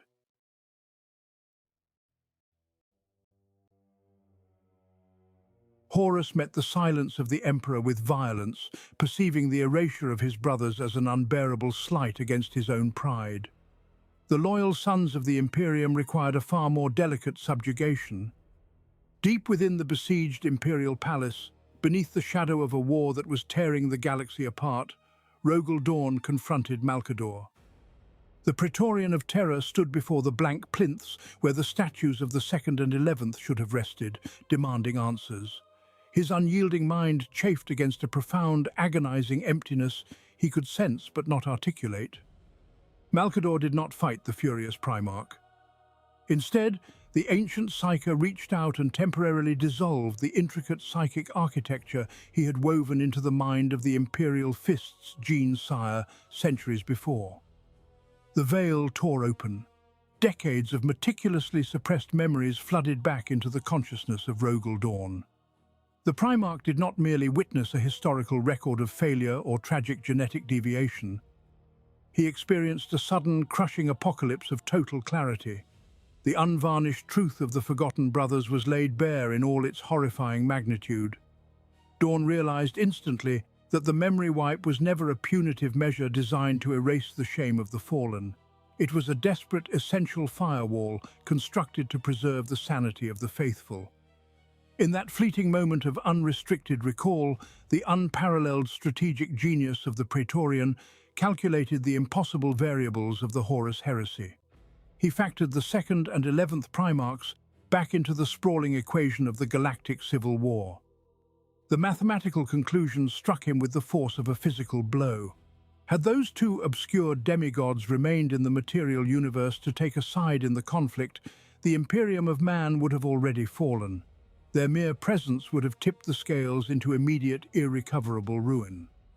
The very nature of their failure carried a doom so profound that even the architects of the Great Crusade could not permit it to endure in living memory. Absolute horror washed over the stoic defender of terror. The burden of this restored knowledge was a lethal poison that threatened to rot the very foundations of his duty. Dawn saw clearly that his father and the Sigillite had not stolen these memories out of malice or a desire for control. They had surgically excised a psychic malignancy that would have driven the greatest military minds of humanity into utter madness. The towering demigod, who had fortified an entire solar system and stood unblinking before the wrath of the traitor armadas, found himself staring into a void he could not conquer.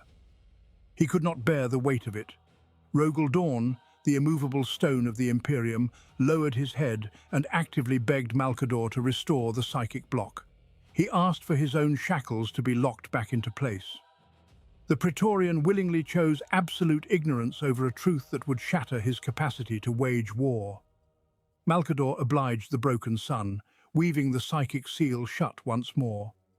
Dawn was left with nothing but the faint, lingering ache of a nightmare he could no longer recall. He returned to the defense of the throne world, entirely unaware of the apocalyptic secret he had just surrendered. This intimate sacrifice of memory at the highest echelons of power set a grim precedent, paving the way for a systematic erasure that would soon enshroud the entirety of human space.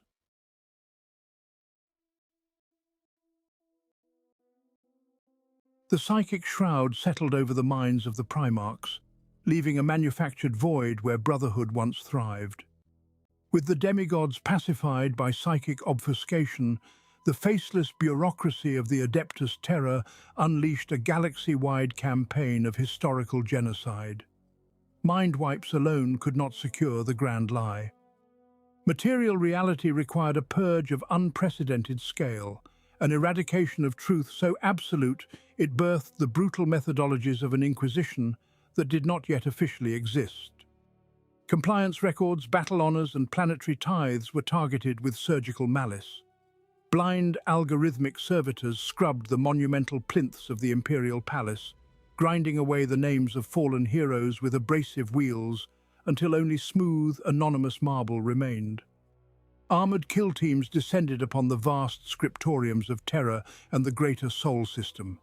Tens of thousands of mortal scribes and archivists were executed at their desks, their bodies incinerated along with the parchment they had spent lifetimes illuminating. Mechanicus adepts loyal to Malcador unleashed apex logic viruses into the primary cogitator networks of the Administratum. These predatory digital plagues hunted down the heraldry and numerical designations of the Lost Legion, devouring vast archives of auxiliary data just to ensure no contextual clues survived. The slaughter extended far beyond the throne world. Across the expanding frontiers of the Great Crusade, entire planetary histories were obliterated. Expeditionary fleets enacted orbital bombardments on loyal, compliant worlds, firebombing sprawling archivums from the upper atmosphere simply to erase a single passing mention of the Second Legion. Populous cities burned to ash because a forgotten governor had once logged a minor supply transfer to a vanished fleet, or recorded a silver-hulled warship passing through their local void space. A grim precedent took root in the fertile soil of the nascent Imperium. Long before the Adeptus Astartes were unleashed to shatter the crystalline spires of Tisca, the Emperor demonstrated his fundamental neurosis regarding forbidden truth. The impending burning of Prospero would eventually show the galaxy what happens when the Master of Mankind decrees a branch of knowledge too dangerous to endure. Yet the template for that tragedy was forged here, in the cold ashes of the forgotten Second Legion. Faced with the unbearable weight of a compromised history, the first instinct of the Imperial machine was absolute, unhesitating annihilation. Knowledge was no longer a pillar of enlightenment, but an infection requiring the mercy of the flame. Silence fell across the erased battlefields, enforced by the executioner and the censor. A jagged, bleeding hole had been torn out of the imperial truth, roughly sutured shut with state-sanctioned amnesia. The physical evidence of an entire Legionese Astartes brotherhood was reduced to radioactive cinders and corrupted databanks. But the very violence of this erasure left its own phantom imprint on the galaxy. Unspoken questions lingered in the shadows of war councils and the quiet corridors of strike cruisers. A creeping paranoia began to seep into the marrow of the remaining 18 legions, planting a seed of existential dread that would one day yield a bitter harvest.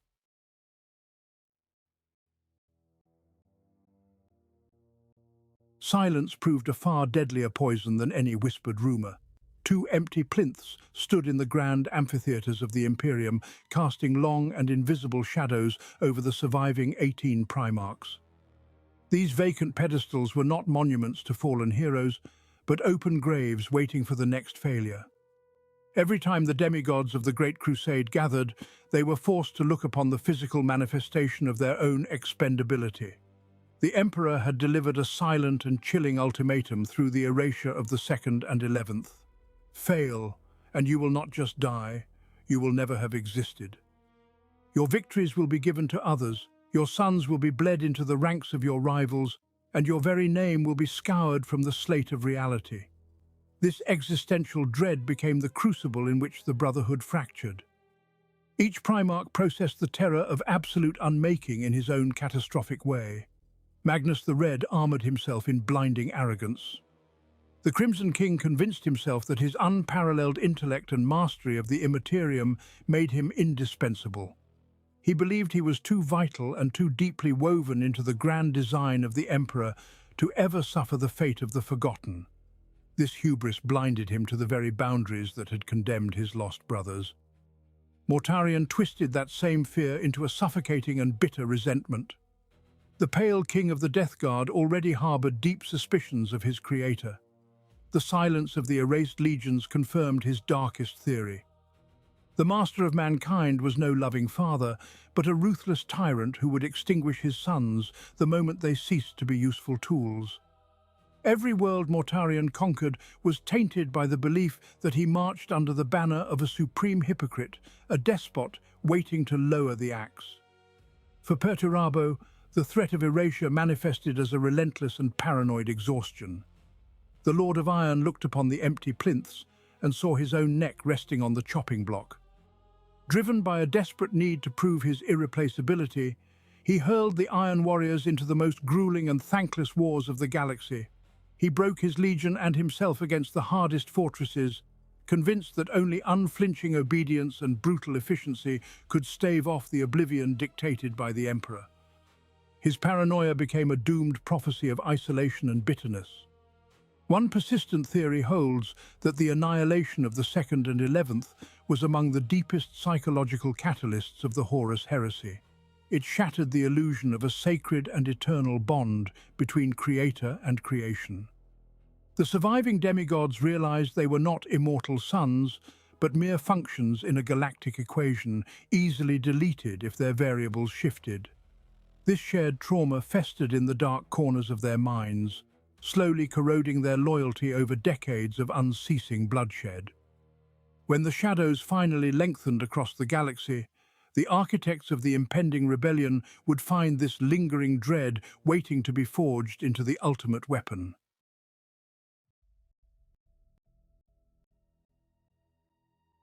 When the galaxy burned upon the altar of Horus Lupercal, the arch-traitor unleashed every forbidden terror against the Golden Throne. He brokered pacts with the sentient malignancies of the warp and armed his legions with the darkest weapons of old night. Yet amid this absolute rejection of imperial truth, a profound and terrifying paradox remained untouched. Horus tore down the statues of the Emperor, but he never sought to raise the banners of the Second and the 11th. The War Master, eager to exploit any grievance and weaponize any resentment, left the darkest secret of his father undisturbed. Even as the heresy consumed millions of worlds, a chilling silence regarding the forgotten brothers persisted across both sides of the slaughter. Malcador had wrought his psychic bindings with a terrifying permanence. The memory block he placed upon the surviving Primarchs held firm, even as their souls rotted and their minds fractured beneath the gaze of the ruinous powers. Traitor Primarchs who gleefully discarded every oath, who butchered their own sons on Istvan, unconsciously bowed to the deepest taboo instilled by the Regent of Terror. They raged against the tyrant they believed the Emperor to be, but they never used the execution of the lost legions as justification for their betrayal. A far more dreadful truth lurks behind this unbroken silence. The primordial annihilators, the dark gods of the immaterium who feast upon every mortal sin, found absolutely nothing of use in the memory of the fallen too. Whatever taint infected the Second and 11th was so inherently vile, or their spiritual eradication so terrifyingly absolute, that it offered no nourishment to chaos. The ruinous powers revel in decay, excess, bloodshed and deceit, yet they turned their baleful eyes away from the shadows of the forgotten. If the dark gods could drag the noble sons of the Emperor into madness, they surely would have weaponized the lingering resentments of two butchered bloodlines. That they did not proves that the fate of the forgotten was something worse than chaotic corruption.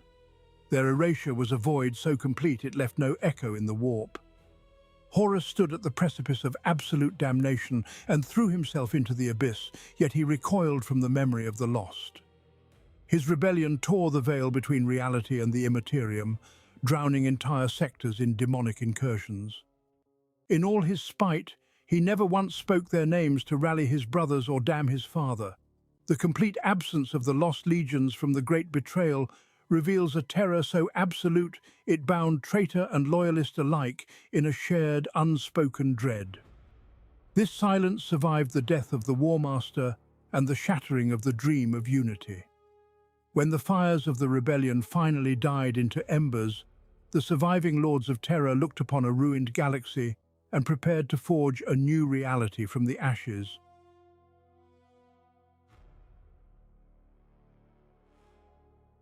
Ten millennia of relentless decay transform wartime necessity into suffocating dogma.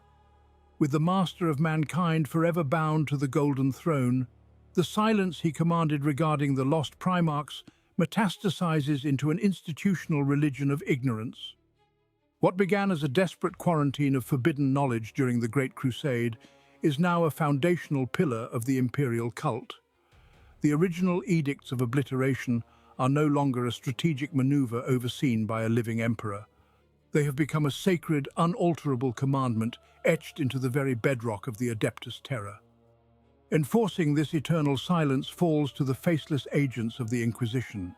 Within their shadowed and paranoid halls, forbidden treatises whisper of a sub-faction of terrifying absolute purpose known as the Ordo Redactus. This clandestine brotherhood exists for a single overriding objective.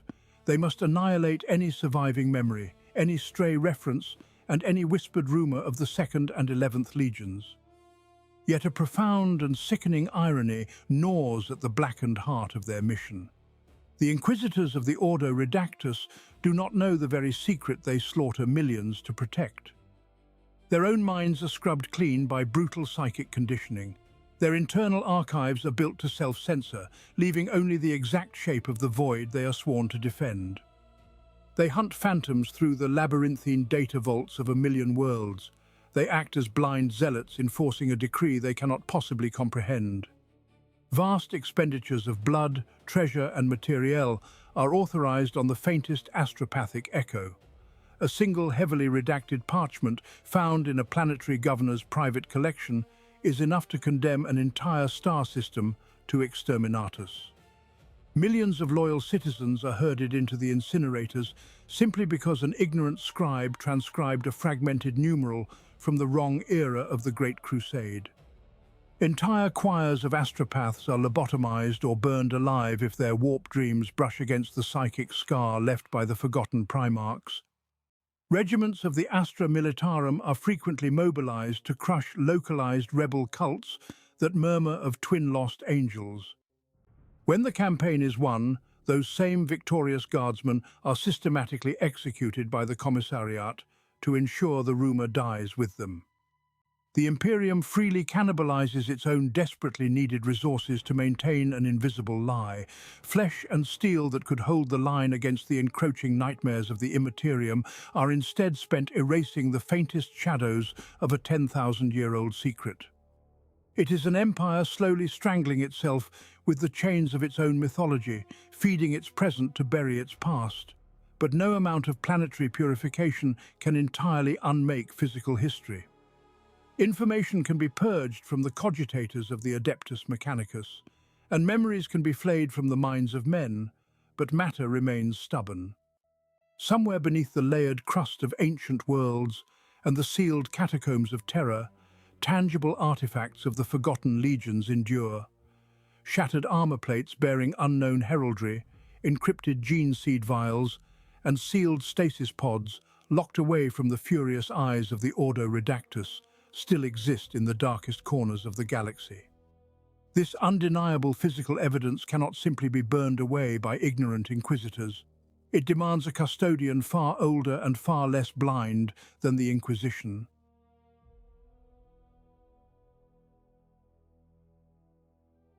Deep within the most heavily fortified sanctums of the throne world, watchful giants clad in golden auramite stand an eternal vigil over vaults that do not officially exist.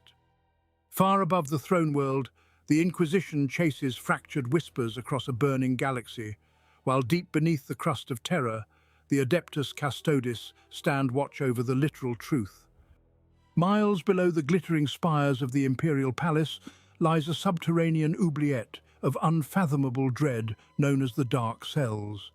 Here, the stagnant air is cold enough to freeze condensation in the lungs. The atmosphere is suffocating, heavy with the psychic weight of captive nightmares and the forgotten sins of humanity. Marching through this abyssal gloom are the Shadow Keepers. They wear the masterwork armor of the Custodian Guard, yet their auramite is painted the color of the void, trimmed in morning gold. These silent, unblinking sentinels trace eternal patrol routes along walkways of cold iron and humming runic wardings. They stride past adamantium bulkheads that seal away world-ending terrors. Behind these heavily shielded doors lie archaeotech abominations from the dark age of technology, sentient paradoxes that devour linear time, and psychic parasites that once consumed entire star systems. The Shadow Keepers know the grisly contents of every single cell. They bear the psychological burden of these living apocalypses, yet their expressions remain cast in stoic, unyielding bronze. Deepest within this labyrinth of absolute darkness, the patrol inevitably halts before a singular massive stasis vault.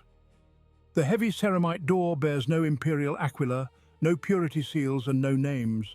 The only designation etched deep into its blasted face is a simple numeral, Subject 11. A terrible rhythmic vibration bleeds through the ancient metal of the vault door.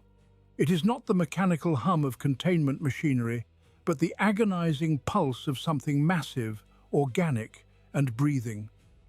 The implications of this specific cell defy sanity. For 10 millennia, a being born of the Emperor's own genetic mastery has remained locked within total sensory deprivation.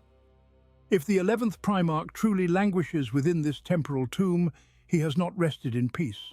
10,000 years of conscious void would shatter the mind of a demigod. The reality of his continued existence invokes a profound cosmic horror. We must imagine a once radiant son of terror now twisted by unimaginable madness, mutating in the suffocating black. Without light, without sound, without the guiding presence of his creator, his divine flesh has likely warped to match a fractured, shrieking soul. The claustrophobia of this infinite night presses against the stasis fields with the force of a dying star. It is a breathing secret locked at the very core of the Imperium, a tragedy so immense that the Custodes themselves forbid its mention. Yet the wards holding this ancient nightmare at bay are no longer the only forces at play in the galaxy. Even secrets buried beneath miles of solid rock and guarded by incorruptible sentinels exert a gravitational pull on the ambitious. The Imperium is currently bleeding from 1,000 mortal wounds, and total desperation always breeds fatal hubris. Far from the silent vigilance of the dark cells, a restless mechanical intellect has begun to calculate the raw value of this forbidden genetic harvest.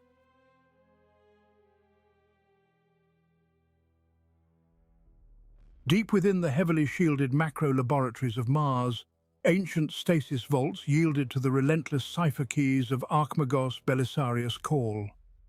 The vast intellect of this ancient tech priest possessed none of the superstitious dread that paralyzed the wider Imperium.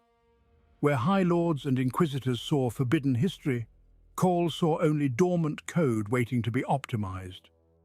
His grand design was the Primarchs project, a radical elevation of the Adeptus Astartes that required the raw biological foundations of the Emperor's original creations. To achieve this monumental task, Call drew upon the Primarch gene samples the Emperor had entrusted to him 10,000 years before. This legendary artifact pulsed with a bioalchemical resonance containing the pure, undiluted genetic essence of all 20 Primarchs. All 20. The Archmagos subjected the sacred vial to the unforgiving scrutiny of his augmatics. Logic algorithms passed the divine helixes, stripping away the mythology of the Great Crusade to leave only cold, quantifiable data. Call observed the deep-rooted instability woven into the lineage of Sanguinius, mathematically mapping the inevitable descent into the red thirst and the black rage. He quantified the rampant mutagenic drift of the Canis helix afflicting the space wolves. These were defective weapons in the eyes of the Mechanicus, imperfect tools that required endless maintenance and incurred unacceptable operational losses. Yet within the glowing heart of the Sancprimus Portum, two specific genetic templates remained pristine, the second and the 11th. History had condemned these lost bloodlines to absolute oblivion, erasing their names from every monument and databank across 1 million worlds. Call cared nothing for the decrees of long-dead censors or the tragedies of the forgotten past. His cogitators analyzed the forbidden strains and found them biologically exquisite. They were robust, highly adaptable, and free from the inherent spiritual taint that had doomed the traitor legions or the genetic rot that plagued the loyalists. Hubris swelled within the augmented architecture of Call's mind. He concluded that the Emperor of mankind had failed simply because the organic variables of the time were too volatile. Armed with 10,000 years of scientific accumulation, the Archmagos believed he could succeed where the Master of mankind had stumbled. He envisioned legions of Primarchs space marines bred from the ashes of the forgotten, wielding the superior traits of the purged gene lines without the historical baggage of their disgraced sires. The biovats hummed with mounting power as Call initiated the preliminary sequence to unbind the genomes of the lost legions. Code streams flashed across the laboratory displays, ready to resurrect the ultimate heresy in the name of mechanistic perfection. The Archmagos reached out to finalize the gestation protocols, entirely unaware of the storm gathering across the void, as the Lord Commander of the Imperium awakened to the profane ambitions stirring beneath the red dust of Mars.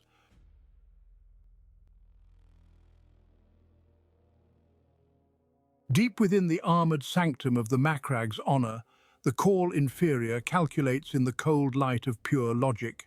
The biological and mechanical intellect proposes a terrifyingly simple solution to the desperate attrition of the Indomitus Crusade.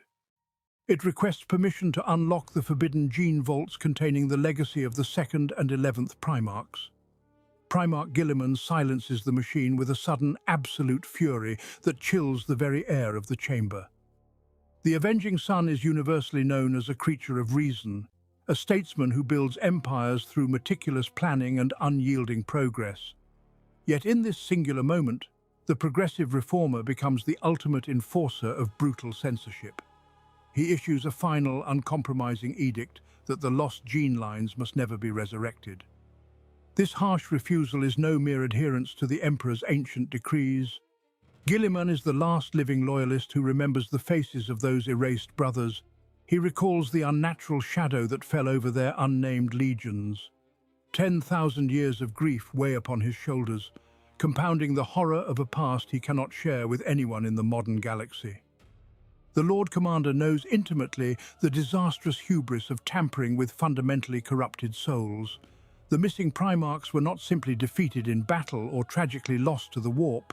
They were intrinsically broken, harboring terrifying spiritual flaws woven directly into their base genetic sequence. To unleash their descendants into the modern era would not save humanity. It would engineer a secondary apocalypse from within the very ranks of the Adeptus Astartes. Guilliman has spent his resurrected life fighting to drag his father's rotting empire out of ignorant superstition. He wars against blind dogma and mindless tradition every single day. But he alone understands why the darkest vaults of terror must remain permanently sealed. The 2nd and the 11th were expunged for a failure so catastrophic that even the bitterest traitor legions refused to speak their names during the Horus heresy. Their gene seed carries a metaphysical rot, a deep spiritual corruption that guarantees inevitable ruin. The Call Inferior views these forbidden stocks merely as biological potential and untested weaponry. Guilliman sees the ghosts of a tragedy that nearly consumed the species before the Great Crusade even reached its zenith. He stands alone as the final bulwark against a repetition of those unspeakable ancient mistakes.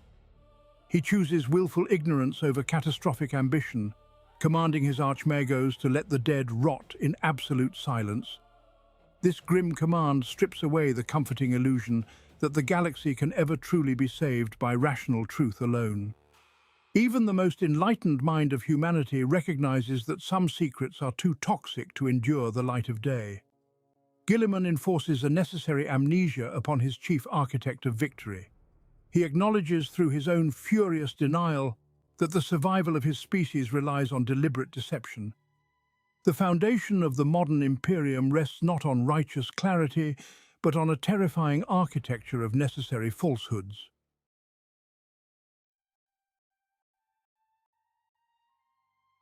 Guilliman turned his back on the forbidden gene seed because he recognized the brutal architecture of human survival. Ignorance is the heaviest armor the Imperium possesses. In a galaxy saturated with madness, sanity demands a fortress of absolute lies.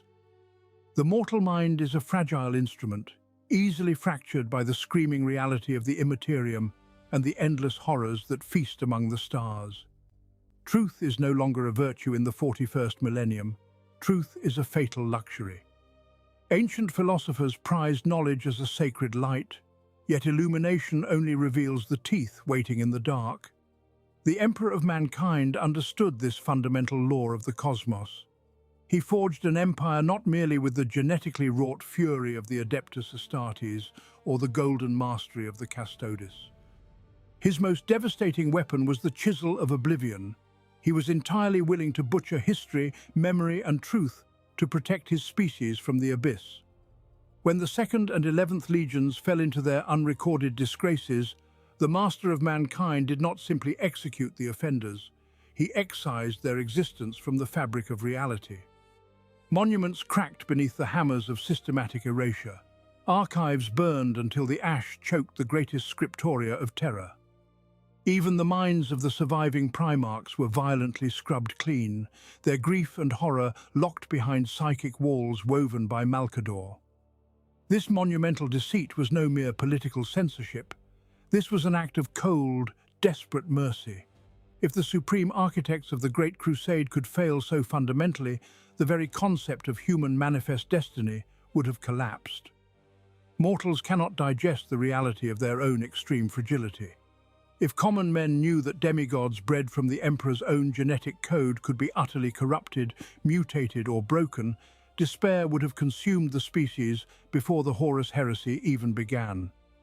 Trillions of souls wake every cycle upon suffocating hive worlds and irradiated death worlds, praying to a god who lied to them from the very beginning.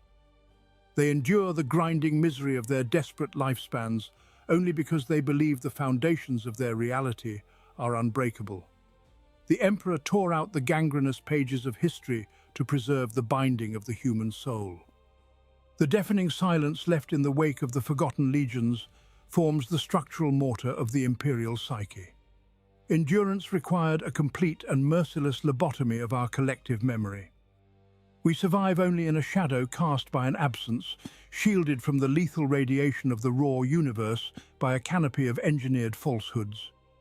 Yet history is a profoundly stubborn corpse. You can strike a name from every plinth, unweave every tapestry, and execute every witness, but the physical blood continues to flow. The vaults of terror never truly unmade the biological legacy of the Second and the 11th. Somewhere beneath the towering mythology of the modern era, remnants of that forbidden flesh endure. Orphaned bloodlines march across countless battlefields, entirely oblivious to the catastrophic sins of their true fathers.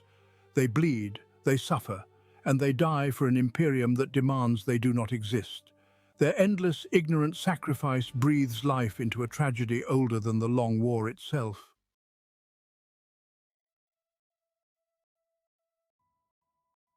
"10,000 years of merciless warfare have forged the Ultramarines and the Imperial Fists into the absolute paragons of imperial virtue. They march across the galaxy beneath banners woven from unyielding loyalty and sanctified mythology. Every bolter shell they fire and every shattered world they reclaim justifies the great deception that birthed their modern ranks. Beneath the stoic blue of Macragge and the defiant yellow of Terror, these warriors believe they represent the unbroken, pristine lineage of Primarch Guilliman and Rogel Dawn. They pray to these Primarchs as their singular genetic fathers, reciting litanies of purity while standing in the shadows of the monumental statues that grace their fortress monasteries. Their conviction is absolute, their nobility is beyond reproach, yet this righteous fervour is rooted in an abyss of biological hypocrisy. Within the sterile sanctums of their apothecaries' ryons, the gene seed is revered as the holiest of relics. Progenoid glands are carefully harvested from the throats of the fallen, passed down from veteran to initiate in an unbroken chain stretching back to the dawn of the Great Crusade. Flesh remembers what the archival cogitators have been forced to forget. When the Second and 11th Legions were shattered by the Emperor's merciless decree, their surviving assets were not entirely incinerated. Cold pragmatism triumphed over genetic purity. Thousands of orphaned legionaries, their memories violently scrubbed by psychic manipulation and their heraldry painted over, were quietly folded into the swollen ranks of the 13th and 7th Legions. They became the new sons of Ultramar and the fresh wardens of the Sol system, marching under colours that were never meant to be their own. Pose a question that would invite the immediate and lethal wrath of the Inquisition. How many of the Imperium's greatest living heroes unwittingly carry the biological legacy of a nameless abomination? Look closely at a revered captain of the Ultramarines, hailed across sectors for his unrivaled tactical brilliance. He might actually be the scion of a mutant whose very existence offended the Master of Mankind so deeply that an entire world burned to hide the shame. Observe an unbreakable champion of the imperial fists, standing resolute against the dying of the light on a doomed bastion world. He might draw his legendary stubborn endurance from a traitor whose name was chiselled from the obsidian pillars of the imperial palace. These modern heroes bleed endlessly for an empire that fundamentally despises their true genesis. They lay down their transhuman lives for an emperor who condemned their actual sire to the silent void of oblivion. This stands as the ultimate tragic irony of the Adeptus Astartes. The peerless champions who hold back the nightmare tides of the cosmos might biologically belong to the very monsters the Emperor sought to surgically remove from reality. They are historical ghosts, trapped in blue and yellow ceramite, fighting a war of survival for a species that would execute them if the truth were ever laid bare. Every glorious saga they pen in the blood of Xenos and heretics is a blind monument to a father they will never know. Their profound honor remains entirely untarnished by their profound ignorance, rendering their endless sacrifices infinitely more sorrowful. They are the living, breathing instruments of an empire built entirely upon their own historical annihilation. The ancient past has been successfully buried, yet it continues to breathe deep inside the fused ribcages of the Emperor's finest warriors, carrying the weight of a silence that dictates the very shape of human history.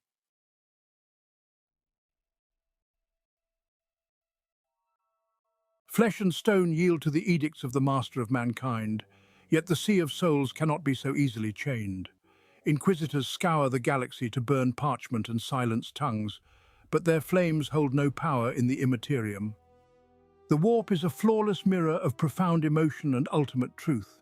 It defies the concept of memory, for within the Empyrean, the past and the future occur simultaneously in a ceaseless, churning maelstrom. The two forgotten sons and their erased lineages still march within that timeless abyss. Their names, meticulously excised from every monument in real space, echo continuously through the crystalline labyrinths of Tzeentch and the rotting gardens of Nurgle.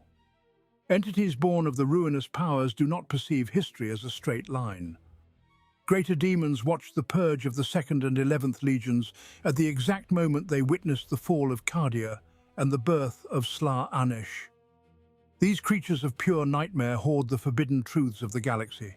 They keep the Emperor's deepest secrets preserved not out of reverence, but as ammunition. The void is entirely saturated with the whispers of the broken Primarchs. Shadows of their disgraced gene seed manifest in the warp storms that ravage the galactic north, twisting into mocking phantom legions that howl against the light of the Astronomicon. Agents of the Ordo Hereticus and Ordo Malleus frequently plunge into forbidden texts, seeking lore to banish the Neverborn, only to find themselves ambushed by terrible revelations. A Lord of Change will gladly offer a desperate scholar the exact sequence of events that doomed the lost fleets. When a keeper of secrets whispers the true names of the forgotten Primarchs into the ear of a captive interrogator, the demon speaks with the voice of a slaughtered hero. They weaponize the Emperor's silence. Knowing that the mortal mind hungers for absolute truth, these entities drip the venom of the erased history into the psyches of loyal servants. The forbidden lore acts as a metaphysical contagion. Scholars who hear these fragments do not merely doubt the Imperium. They behold undeniable warp-forged proof that the grand design of terror was fundamentally broken long before the Horus heresy ever began. Sanity inevitably shatters under the unbearable weight of such a revelation. Radical inquisitors have ordered exterminatus upon entirely compliant worlds merely to silence a rogue psyker who babbled a single syllable of a forgotten legion's battle cry. Loyal space marines, completely unshakable in the face of physical torment, have been driven to frantic, blood-soaked madness after a demon projected the final moments of their erased cousins directly into their minds. The ruinous powers revel in this grand hypocrisy. They watch the Imperium cannibalize itself to protect a void, knowing perfectly well that the ghosts of the forgotten are always waiting just beyond the veil of reality. Every suppressed memory only feeds the very demons the Inquisition desperately seeks to destroy. The warp holds the missing pieces of the imperial tapestry, dangling them just out of reach to eternally torment the Emperor's faithful. Yet despite the endless howling of the immaterium, the ultimate anchor of this great lie resides not in the swirling madness of the warp. The psychic weight of this eternal deception reaches across the stars, drawn inevitably backward toward the silent vaults of the imperial palace.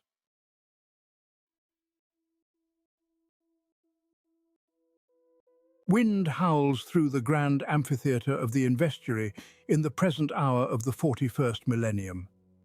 10,000 years of bitter ash and recycled smog have stained the marble courts where the demigods of humanity once stood in perfect symmetry. Look upon the vast circular gallery now and see the shattered teeth of a ruined dream. Half the mighty pedestals have been reduced to pulverized gravel or hidden beneath shrouds of adamantine and stasis-sealed canvas. These are the graves of the traitors, erased from imperial record and defiled by the furious grief of the surviving loyalists. Only the faithful sons remain elevated above the endless crowds. Their colossal visages have been worn smooth by the caustic weeping of terror's poisoned skies. They stand as isolated pillars of a forgotten golden age, surrounded by the screaming machinery of an empire slowly bleeding to death. 1 billion pilgrims trample the avenues below every rotation, chanting desperate prayers that rise like a deafening roar into the blackened atmosphere. The modern Imperium is a realm of endless, crushing noise. It is the thunder of orbital bombardments, the shrieking of failing warp engines, the grinding gears of the Adeptus Mechanicus, and the endless wailing of trillions of souls fed into the meat grinder of survival. Every square inch of the throne world has been built over, repurposed, or corrupted by millennia of bureaucratic decay and holy war. Yet at the very center of this roaring, chaotic madness, there exists a profound and terrifying silence. It rests upon two specific foundations of bare stone. Move past the shattered remnants of the arch-traitor and his fallen brothers.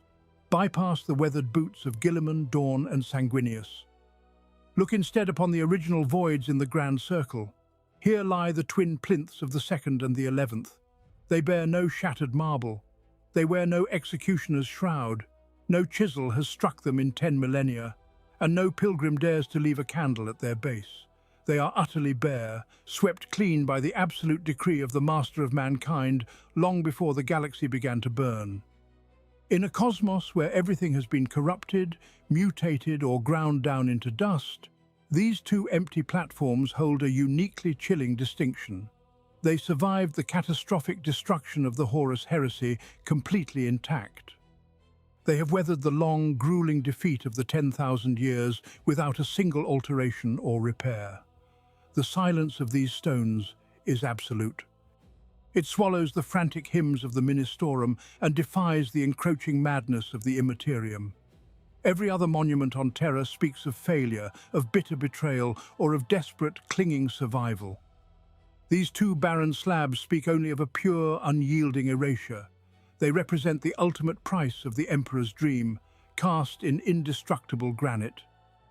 When you gaze upon the sheer, undisturbed emptiness of the 2nd and 11th plinths, you are looking at the rarest treasure in the entire galaxy.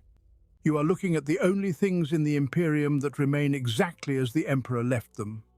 They wait in the creeping dark, keeping a secret that even the end of the universe will not break.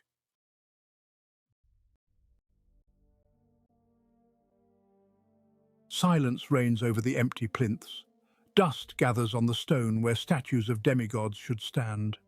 In the grim darkness of the far future, there is no redemption for the lost. Hope is a fragile heresy, a comforting delusion whispered by those who cannot face the crushing weight of reality. The galaxy spins onward, ignorant of the missing pieces carved from its own foundation. The 2nd and the 11th are gone. They are not waiting in the shadows of the warp. They are not sleeping heroes.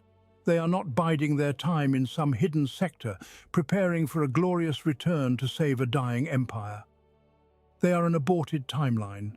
They are a cosmic mistake suffocated in its crib by a ruthless father. The Master of Mankind did not merely execute his sons, he unwound their existence from the fabric of reality itself. Horus and his treacherous brothers burned the galaxy, yet their names endure in curses and sermons. they linger as nightmares to terrify the faithful. The traitor Primarchs retained the twisted dignity of consequence.